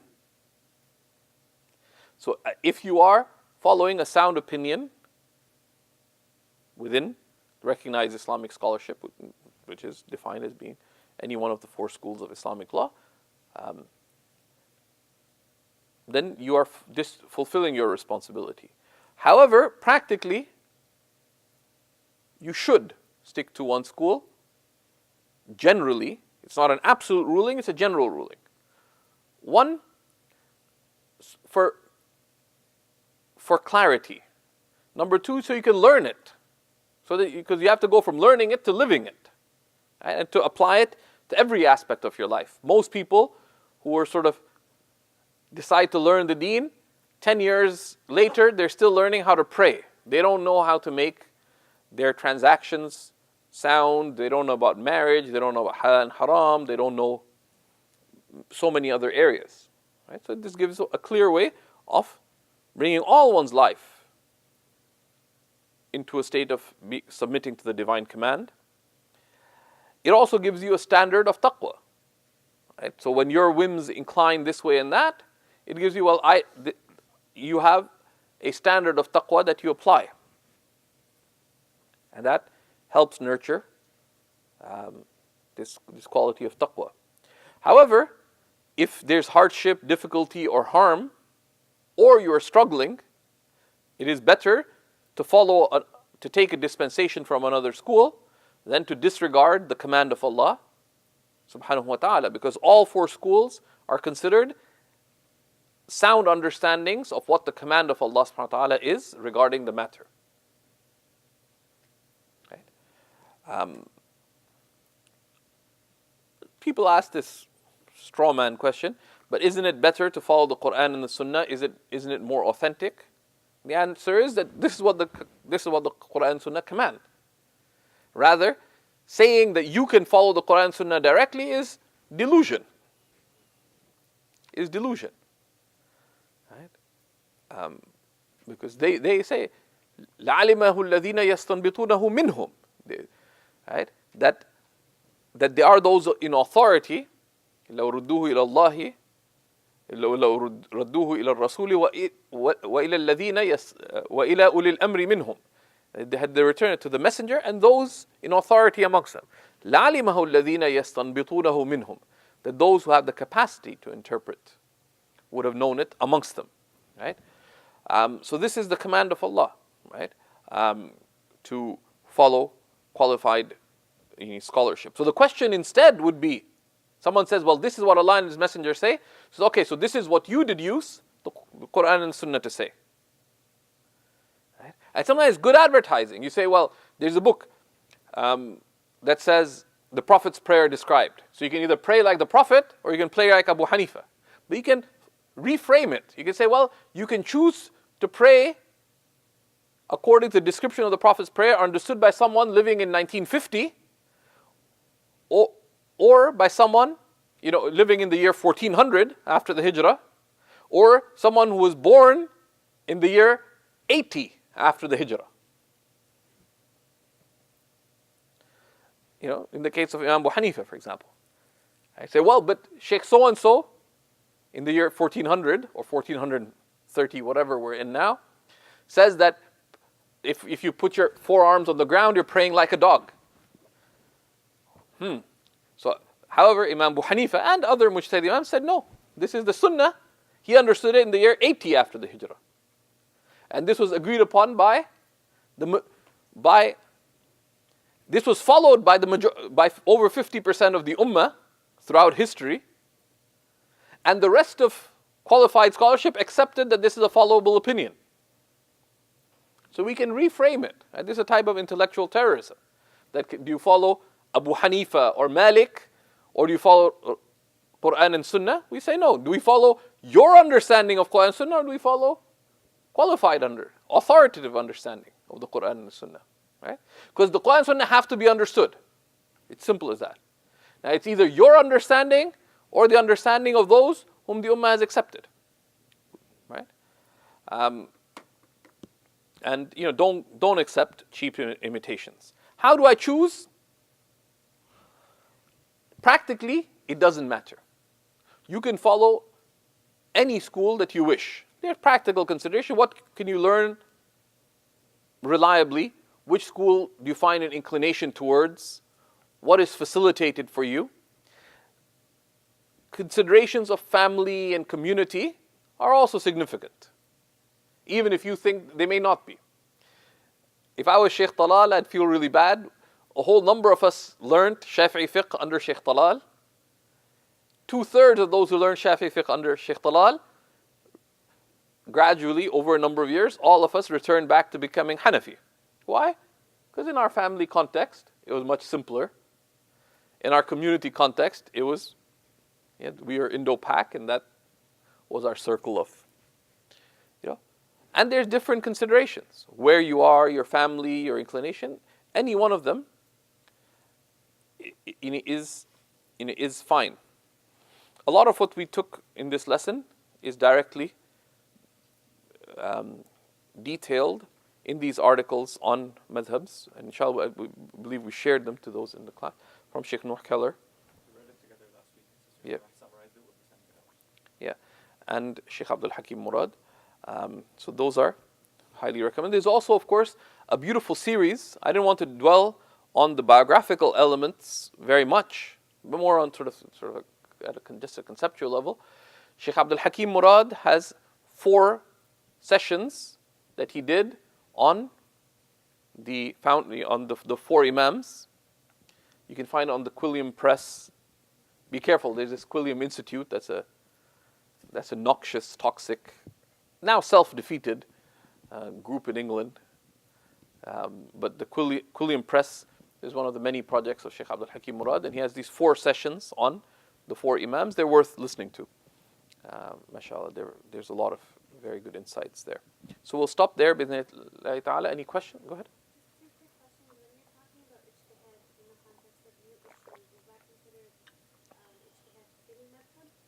Yeah, so ijtihad, now we live in challenging times in that because of petrodollars, this thing that is considered musallam, that's considered just accepted. What is fiqh? Fiqh is that which is expressed by the 4 schools of Islamic law, right? But this was because of petrodollars and sort of this and the literalism that it promoted, on one hand, and also because of Western imperialism and the age of colonization, etc., and the modernist reaction emerging from that, so between the modernists and the literalists in our time, there has been, and then from that the emergence of Islamic movements with their straddling both literalism and modernism. There has been a number of tugs, and many of them well-meaning. They're not all no one's out to destroy the religion. Many of them are sincere people of good and who serve the ummah, etc. But there's been confusion. But there is an inherent lastingness to Ahl Sunnah, right? And this is why, despite the politics of it, some recent conferences, there's a reaffirmation. What is the mainstream? Right? What is the mainstream? So many of the large fiqh bodies and so on were funded by petrodollars, but they have traditional scholars and many others there too, because of the political circumstances that the ummah has lived through. So there's been a confusion on some of these points, right? But at the same time, we are an ummah, and we have to you have to deal with reality as it is. You can't say, well, but basically, yes, the practical, a simple question. If someone is giving a legal verdict, you ask a simple question: What madhab do they follow? They say, well, they're we love you too, right? Don't say anything about anybody, but someone doesn't follow. You're either mujtahid or you're not. If you're not a mujtahid, whose ijtihad are you following, or whose ijtihad are you applying? And then you ask the question. Someone's applying ijtihad. Imagine if, let's say you started a drop shipping company and you got in legal trouble because you're buying from one country, operating in another country, and selling to many countries. So you're in trouble in 3 jurisdictions. Let's say you went to a commercial lawyer and you asked them, so what law are you specialized in? And they said, well, I'm specialized in Canadian law, in US law, in British law, and in international law. What would you say? Would you believe that? No, because you know anything about real life, finding someone who's really an expert in Canadian commercial law is itself hard enough, let alone someone who's specialized in all of them, right? If they say I'm specialized in four law, legal, say, oh, I'm specialized in all law. You think, I love you too, sir. And you go around the corner and maybe go visit another lawyer, right? Because that's, like there's a reality of specialization, right? And in our times, this is a danger, right? Um, and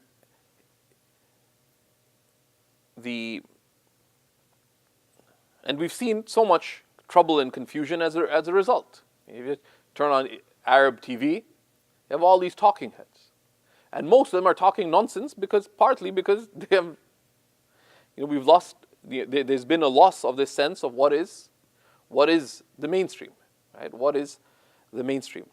And the ulama have been saying something that people consider, well, that was it's true. People have been, that this confusion that we're in is the result of this basic thing, right? What is the command of Allah? It's not a big question. The Sharia is what Allah and His Messenger have given the believers. Its understanding, which is fiqh, okay, has multiple manifestations. But we know where to find it. Right? We know where to find that. Human attempt is a divine blessing. وَلَوْلَا فَضْلُ اللَّهِ وَرَحْمَتُهُ, right?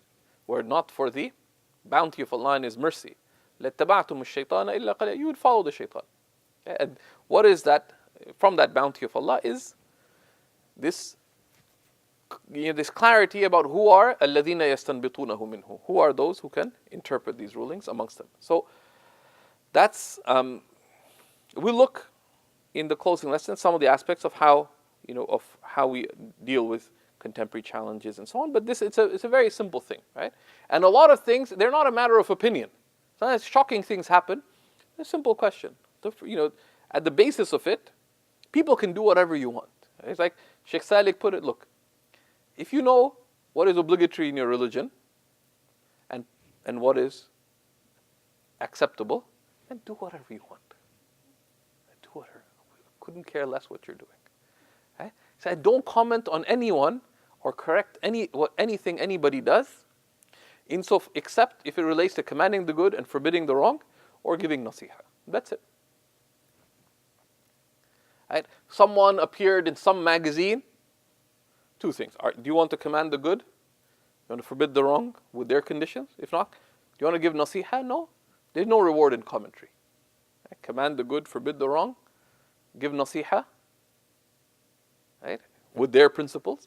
Beyond that, there is no religious merit, praise, or reward for commentary. It can fall under talking about sin, speaking ill of others, al-ishar bil-ma'siyah, making explicit sin. It can be tale-bearing, slander, if untrue, backbiting, having an ill opinion of people because you try to interpret their motives, etc. Right? And don't follow this kind of social commentary of our community. Right? But if you want to do something of benefit, make the limits clear. If people are doing crazy things, it's because the sensible religion has not been made explicit. Right? So one deals with the underlying causes. Right? Otherwise, without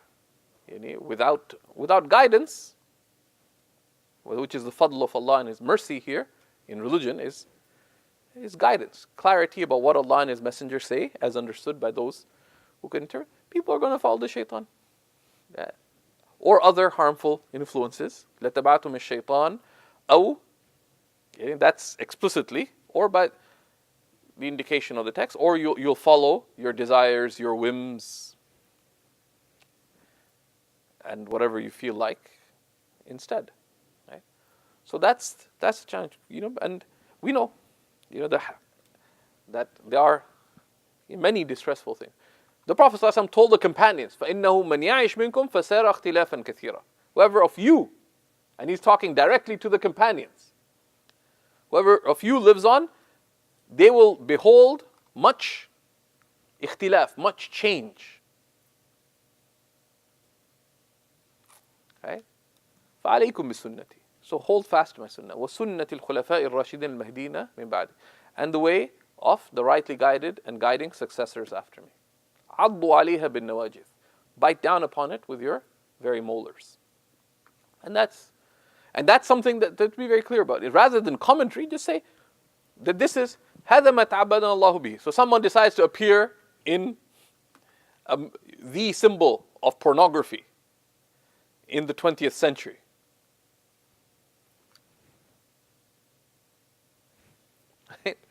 What is now? One thing is to make commentary on it. The other is to say, okay, we realize that what are the standards of that's what needs clarification on. That's what needs clarification on, right? And that's what there's confusion regarding. Right? That's what there's confusion regarding. وصلى على سيدنا محمد وعلى آله وصحبه وسلم. Any other question?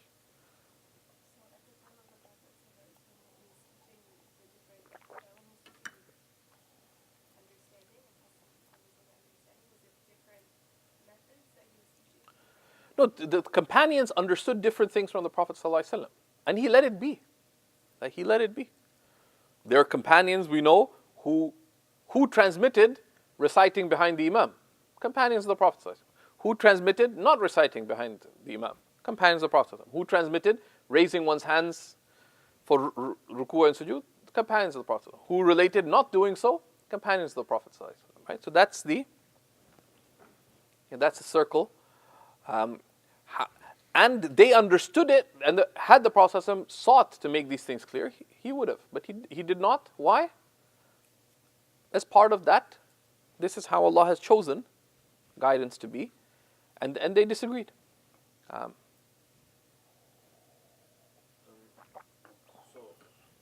it's clear from the reiteration of the phrase about isnad that isnad is important. So how, as a beginner student, does one uphold following that, and to what extent to know the isnad of where they're getting their knowledge? Yeah. So when it comes to the chain of transmission, when it comes to teachers, one should verify. It's simple as that. One should verify politely with adab, and one thing is to consult. It's to consult teachers. Whom should I study? What should I study with whom? Right? And there's also a reality that very often, because of the collapse of Allah, sometimes people will be delving into things that they probably shouldn't delve into. Right? And we take people to the extent that they have authority on the subject, right? With all due respect, right? With all respect and veneration. If someone is not an authority in the subject, even if someone's an authority, there are other authorities, right? So one has respect and deference to authority, but one is not servile to authority, right? In the sense that someone says, well, this is the ruling, right? Istafti qalbak. The Prophet ﷺ told us, seek an answer from your heart. Even if people give you answer after answer. So you must seek out answers, but you ask your heart that is this what will be pleasing to Allah? Is this acceptable to Allah? Is this beloved to Allah? Is this what is best for me with Allah subhanahu wa ta'ala? Right? So one verifies. One verifies.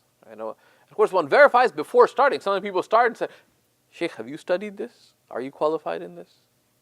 Right? But at the same time, one should not just be like sheep. Whichever way someone takes you, just go there. Right? One verifies. And one of the safeguards that is to consult. Right? But that's important. Right? That's important. And it's often neglected.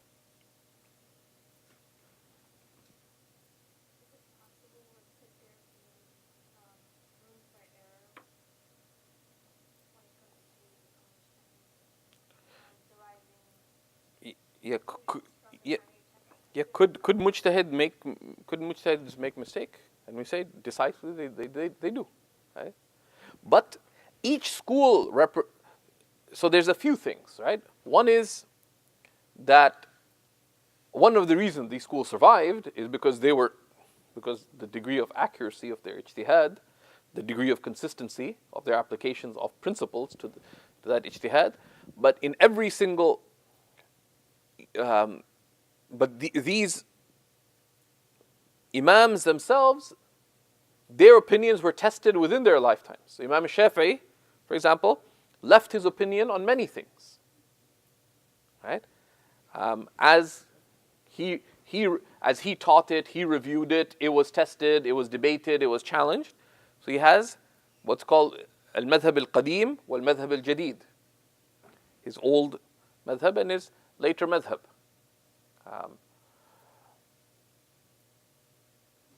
Similarly, Imam Abu Hanifa, sometimes on the same issue you find multiple opinions. Some were earlier opinions that he left, and then he has his later opinions, which then serve as, that's why they say this is a narration from him, and this is his position, which is the last opinion that he held, and part of that is from their opinions.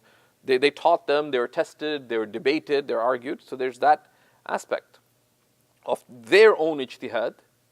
But then afterwards, each school represents a continuation of a legal method. So in each school you find there are some opinions, or sometimes many opinions, where the imams, the founder of the school, their opinion is not taken. Sometimes because the ijtihad itself was reviewed, and something else was deemed to be stronger in evidence, or their opinion was based on a certain context, and the context changed, so the ruling changed as well. So, for example, to give an example, in the Hanafi school, according to Imam Abu Hanifa, if you buy a house, like a dar, like an Arab house, which would be, you go in, there's a courtyard, and there's surrounded by rooms, for privacy. He said that رؤية صحن البيت كافية. That looking at the courtyard is sufficient. If you do that, you don't have the option of cancellation for not having seen. You no longer have the option of inspection. خيار الرؤية. Now this is not an absolute, because the Prophet ﷺ said whoever buys something that they haven't seen, they have the option of cancelling it upon seeing. من باع من لم يره فله الخيار إذا رآه. And interestingly, his two main companions agreed, but Imam Zufar said no. And the fatwa in this position is on the opinion of Imam Zufar. But why? Because they said the times changed. Because during the time of Imam Abu Hanifa, houses were much more simple. And you could tell the quality of the house, etc., what you needed to know about a house from going inside, seeing the courtyard of the house. Because you could deduce from it how the rooms would be. But then, as the urf, as custom, changed, and people had many different kinds of houses and much more lavish and so on, people's worldliness increased as well. They said that's not sufficient, and so the fatwa changed. Not sometimes because of the evidentiary basis not being as strong, but sometimes because of the changing circumstances and times. So each school represents that. But of course, when there's irreconcilable difference of opinion between the schools, right? Sometimes it's a matter of what is superior. But sometimes it's irreconcilable. Right? The Prophet ﷺ said, "Al-mutabayi'ani bil-khiyar ma lam yatafarraqa." The two transacting parties have the option to cancel as long as they don't part. It's authentic hadith. So Imam Shafi'i affirmed what's called khiyarul majlis, the option of cancelling within the session of the sale. And it's one of the khiyarat according to the Shafi'i. So that's a valid right that both buyer and seller have. So if I sell, Sister Samah, my cup, can we execute a sale? I sell you this cup for $10. You're supposed to say I accept. Okay, I sell you this cup for $10. Okay, I sold it to you in the Shafi'i school, I take it back. In the Shafi'i school, I can do that. Okay, I can keep my cup. Okay, so the Shafi'i school, that's valid. In the Hanafi school, it's invalid. Why? For different reasons. Because in the Hanafis, that's why the Hanafis freaked out the textualists, because the Prophet ﷺ said the two transacting parties have the option to cancel as long as they don't part. Imam Hanifa said, well, that's problematic. Because we know that the basis of sales is mutual agreement, textually, from the Quran. So,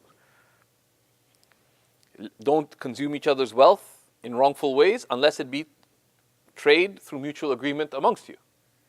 If I cancel that, did you agree for me to cancel it? No. Because now, once I sell it to you, whom does this cup belong to? This mug belongs to you. So if any transaction doesn't take place through mutual agreement, then it's aklu amwal al-nas bil batil. It's consuming each other's wealth in wrongful ways. No one may transact in the wealth of another except with their permission, said the Prophet ﷺ. But I just did. But by canceling something, did we agree on cancellation? No. So Imam Hanifa said, there's no such thing as the option of, there's no such thing as khiyarul majlis. Of course, things like that freaked out the Shafi'i. The Prophet said it, you didn't listen. And the Hanafis, of course, because they deliberately, the Hanafis are provocateurs as well. They would deliberately frame it, la na'khudh bihi. Like they'll say things, we don't take that. Meaning we don't take it literally. But they'd say it in that way, because I was just listening to the New York Times podcast about the upcoming U.S.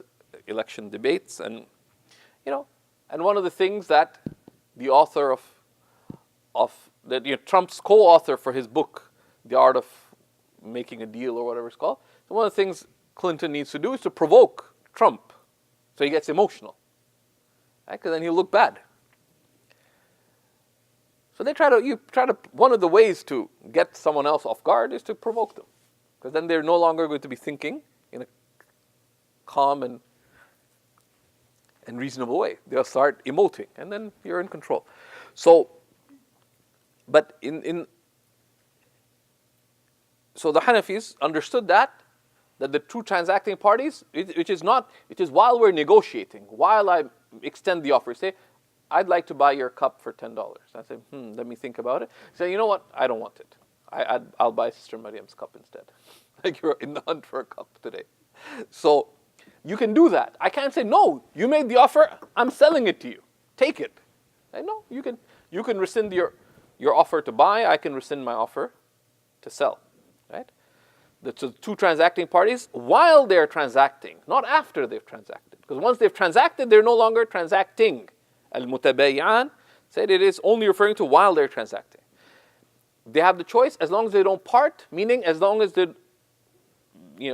for as long as they have not parted in their negotiation, not in their physically. So both couldn't be correct. Ultimately, is there an option to cancel or is there not? So that's an issue in usul al-fiqh, that in matters of action, is the truth one or is it multiple? And there are two opinions, but the mainstream opinion across in usul al-fiqh is that in the issues where there's irreconcilable difference of opinion, the truth is ultimately one. Sometimes it's irreconcilable, but even when it's a matter of preference, is it superior to begin with this opening supplication or that open supplication? Both could not be superior. That difference is one of which one is better. So they're both acceptable, right? In the case of, do you have the option of canceling or not? It's not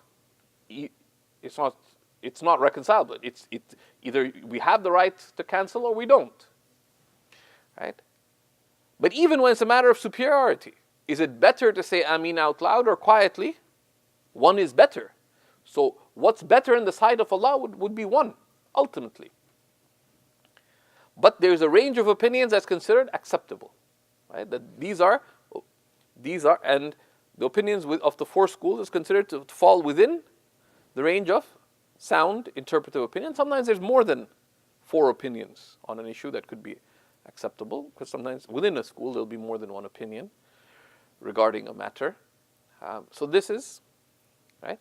And talking of Imam Kashmiri had this interesting insight. He said that it would appear that given that the difference of opinion in our religion is a mercy, etc., and that the imams of ijtihad are honored by Allah subhanahu wa ta'ala, etc. If you look at all these various texts, what we would understand is that what is ultimately true, right? That Allah will conceal it from the believers on the Day of Judgment as well. And one of the implications, because no one will regret anything in Jannah. There's no regret, no remorse. So and from everything we know from the Quran and the Sunnah of the Prophet ﷺ, that people will get their reward according to, these are all of the most honored of Allah subhanahu wa ta'ala's servants. Because if you just consider how many people throughout Islamic history have lived their religion and submitted to Allah in accordance with the ijtihad of these four imams, if these aren't of the chosen friends of Allah, then who would be? Okay? That Allah would not disclose it, because it would be irrelevant to anybody to know it in the hereafter. Right? Whether the person themselves, that, oh, you were wrong. It would be irrelevant because it doesn't relate to their next worldly rank and part of Allah's honoring. Because when you honor somebody, you introduce someone who just came out from after making wudu, say, this is Shaykh so-and-so, he was just in the toilet, and I presume that's not from honoring somebody. It's common sense, right? So, right? So, Allah subhanahu wa ta'ala alam. You mentioned that this interpretive method is applied on the body of knowledge to get to the objective. Yeah. How are the objectives, maqasid al-sharia, connected to the interpretive method in terms of the maqasid of the sharia, to be straight up, this is an abused concept in modern Islamic scholarship. The maqasid of the sharia, the aims of the sharia, underlie the texts of the Quran and the Sunnah. Right? Rulings are derived, specific rulings are taken from the texts of the Quran and the Sunnah. Right? Guided through the interpretive method of these schools of Islamic law. And of course, then there's a secondary aspect, which is once a school is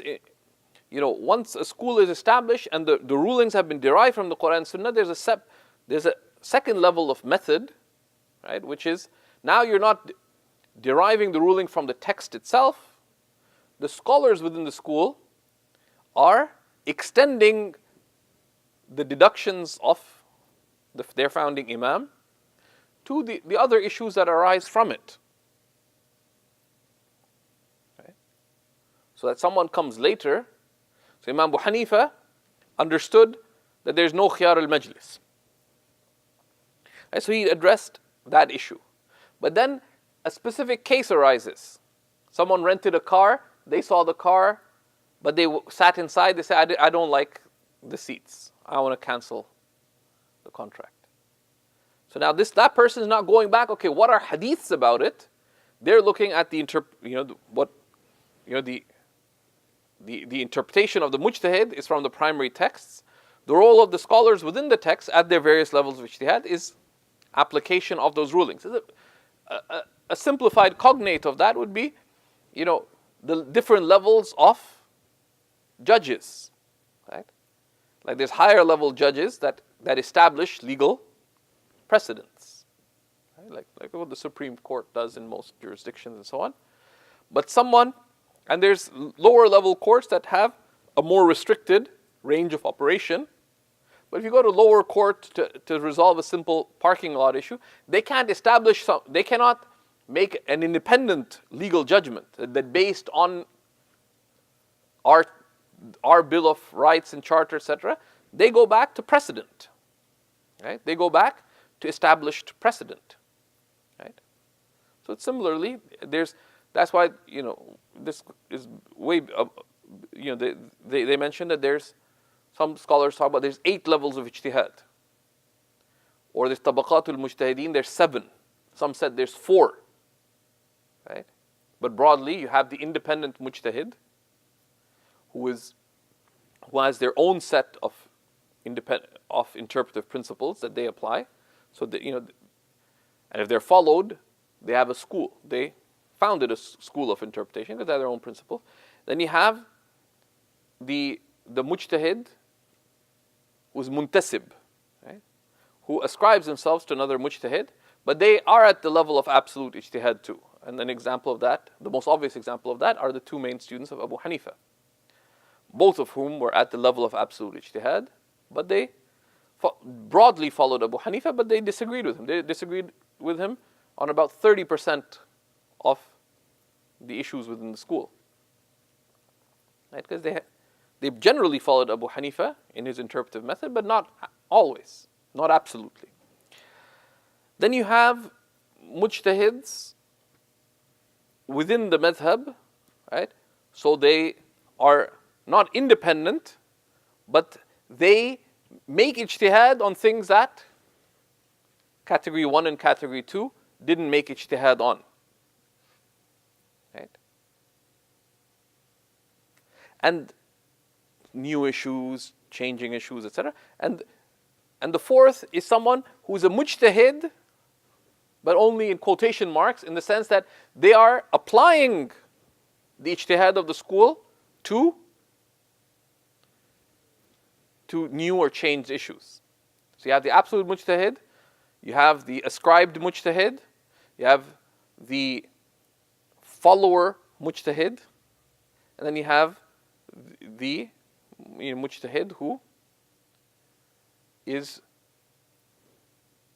who is dealing with new issues, but they are applying the established ijtihad of the school to new issues, right?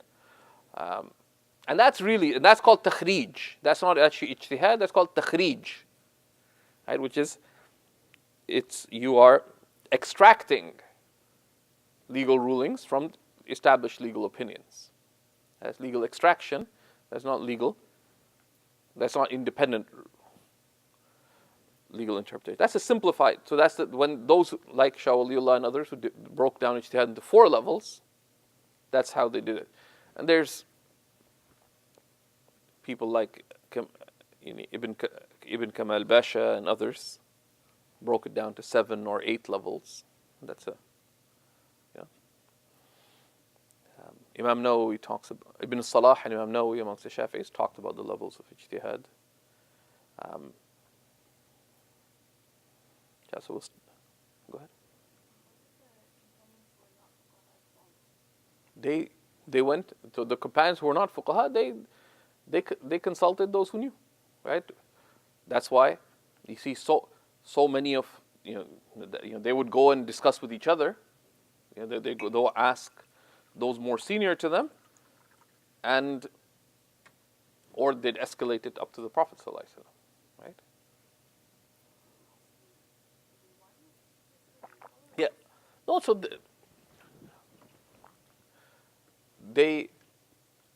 generally what we see is that clearly people had their main teachers. People had their main teachers. And that's most evident after the time of the Prophet ﷺ, right? That even though, for example, you see from the tabi'een, people who had many different, they learned from many companions, but you say, for example, Nafi', for example, he met many companions. He took hadith from many companions, but he's considered the student of Ibn Umar. Why? Because that's the person he learned under. تَفَقَّهَ عَلَيْهِ. He learned his fiqh from them. So he is the one he is following in fiqh, even though he's transmitting from many other people, etc. And likewise, and that's, that is also an established reality. Why? Because each had the companions had distinct methods. Ibn Umar and Ibn Abbas and Ibn Mas'ud, right? Each had slightly different methods, approaches to understanding the same things from the Sunnah of the Prophet ﷺ. Right? And there's many studies now, of these distinct methods. Could you expand on the difference between Sharia and fiqh? What's the difference between Sharia and fiqh? Sharia is broadly, مَا شَرَعَهُ اللَّهُ لِعِبَادِهِ. It's what Allah has, is the way that Allah Most High has laid out for His servants. Right? How do we know what is the shara of Allah? And the shara of Allah has things that are clear, which everyone knows. Right? مِنْهُ آيَاتٌ مُحْكَمَاتٌ. And then there's the things that are unclear. Right? Now fiqh, right? Fiqh is it is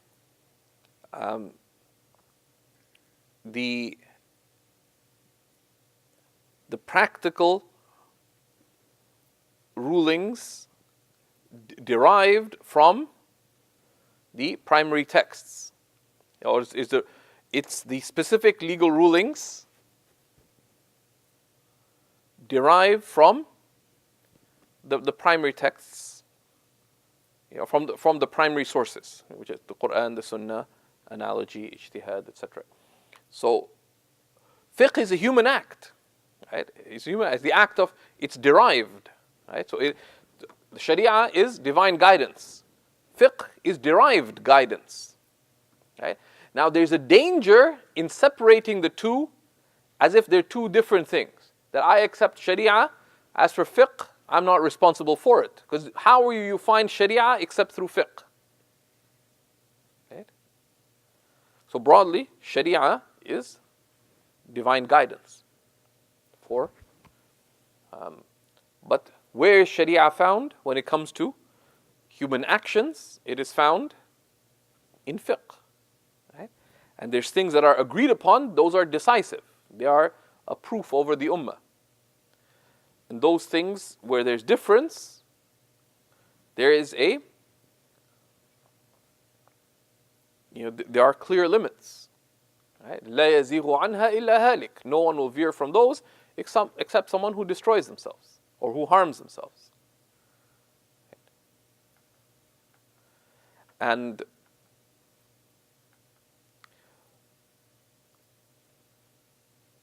so at one point, knowing that distinction is useful in that if one is finding something difficult to accept or difficult to implement within one's own school of fiqh, that there's more to Sharia than one's own school. But at the same time, to feel that, well, I don't really care what the scholars have to say, because then every human action has a divine command related to it. It is either obligatory, recommended, permitted, disliked, or prohibited. Right? And there's nothing that falls out. Any human act, actually every outward act and every inward act. Right? Some of them may be permissible. I feel hungry. Well, it's permissible to feel hungry. It's not. But I feel malice towards somebody. Impermissible. I didn't do anything about it, but I decided to be malicious about, I have hiqd for somebody. It's prohibited. Right? So at one level, this gives us, there's a simplicity to our deen as well. Someone does something, you say, okay, what did they do? So this thing. And sometimes many complicated things break down into a series of matters. So, and now you don't have to judge other people, but in terms of your judgment, okay, is this thing good or bad? Right? In the sight of Allah, in Allah's judgment, how do we know what is?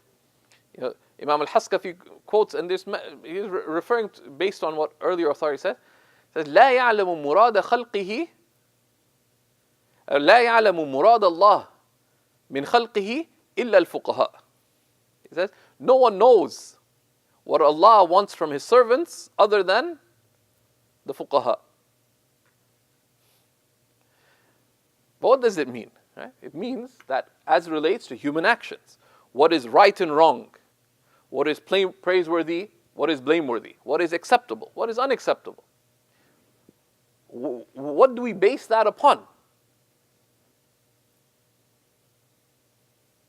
That's the purpose of fiqh. Right? That's the purpose of fiqh. Fiqh relates to human actions. Right? It is the specific rulings related to human actions, as derived from the primary sources in a sound and consistent way. And anything that falls under the ambit of it, this is permitted without dislike, then you have no right to condemn it. Simple. Right? It's simple as that. Right? You can disagree with it, etc. You cannot condemn it. Right? And there, to be a person of knowledge, you have to specify what human action are you talking about. It's wrong for those people to have gone to the White House for the Eid, whatever. Okay, so which act are you talking about? Because there's many things. Is it being in the White House that's wrong? Is it accepting the invitation? Is it like what things? Or the combination of those. But then we can break it down into individual parts. Each human act has a ruling of Allah subhanahu wa ta'ala related to it. Okay? Then you can say, okay, I agree or disagree, but ultimately, the only in al-hukmu illa lillah, the only ruling is Allah's. Okay? And in that sense, you realize that if most human actions fall in the ambit of what is permissible. Right? So just you're not that important, just right? So that's significant. And a lot of what people talk about then becomes irrelevant. Because really, ultimately, good and bad are only determined by Allah subhanahu wa ta'ala. Right and wrong are only determined by Allah subhanahu wa ta'ala. The only judgment of good and bad that is of consequence, the judgment of good and bad that are on the basis of what Allah has deemed good or bad. Because لا تحسين ولا تقبيح إلا من الله سبحانه وتعالى. Which is why we don't hold non-Muslims responsible for the share, because they don't know the command of Allah subhanahu wa ta'ala. So we don't expect them to follow anything. Right? We assist them in the good, we disagree with them on the wrong, but we don't judge them for that because they don't know. Right?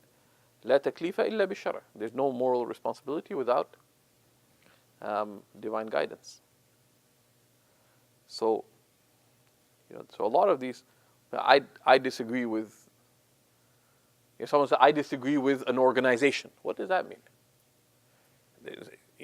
If they're doing something wrong, right, then that's significant. Something's wrong. It's like, what specific action is wrong, and why is it wrong? Right, and that's where that's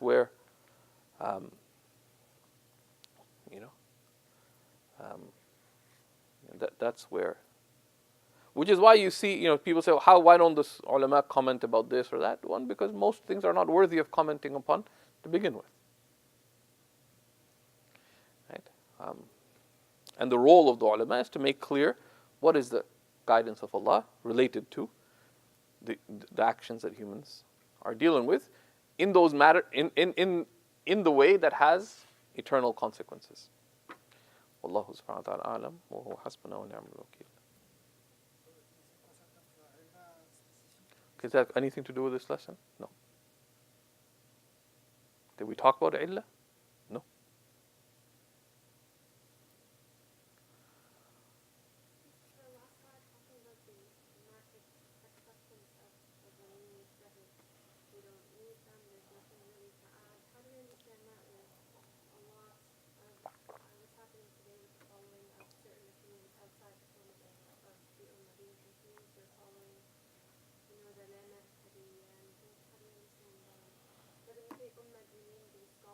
Yeah, the scholars, but also the general body of the ummah, and the ulama. One of the great poets said about those who know Allah subhanahu wa taala, قلوب العارفين لها عيون ترى ما لا يراه الناظرون. The hearts of those who know Allah have eyes that behold that which onlookers see not. Right? And the same is true of the ulama. They keep saying things and people don't believe it, but it comes out to be true. Right? It comes out to be true. And it happens on small things. I have a friend who's in finance, and we agreed to stop talking about finance because he was convinced that the ulama haven't understood risk. He actually sent me a book called Against the Gods, about how modern finance has conquered risk. This is something, a very shirky way of discussing money. That the great god that all the gods feared was risk. an absurd thing to say, right? But yeah, this thing we have modern, you know, you know, modern finance has conquered risk. And now we have sophisticated models and this and that. We've conquered risk. But the ulama, al-rasikhuna fil ilm, were talking against it from a long time ago. If you look at, for just as one example, Mufti Taqi Usmani's famous article on riba, in depth, he talks strongly against derivatives and these, and these kinds of instruments, that they're inherently destabilizing. Yeah, what does he know? And that was well over a decade and a half before the 2008 financial crisis. He was right, and this has always been the case, right? But people, similarly, in the early 20th century, Shaykh Imam Muhammad Zahid al-Kawthari wrote this piece. It's in his maqalat called "Al-La Madhabiyya Qantaratu al-La Non-madhabism is the bridge to non-religion. He's writing at a time when no one who's leaving Islam, right?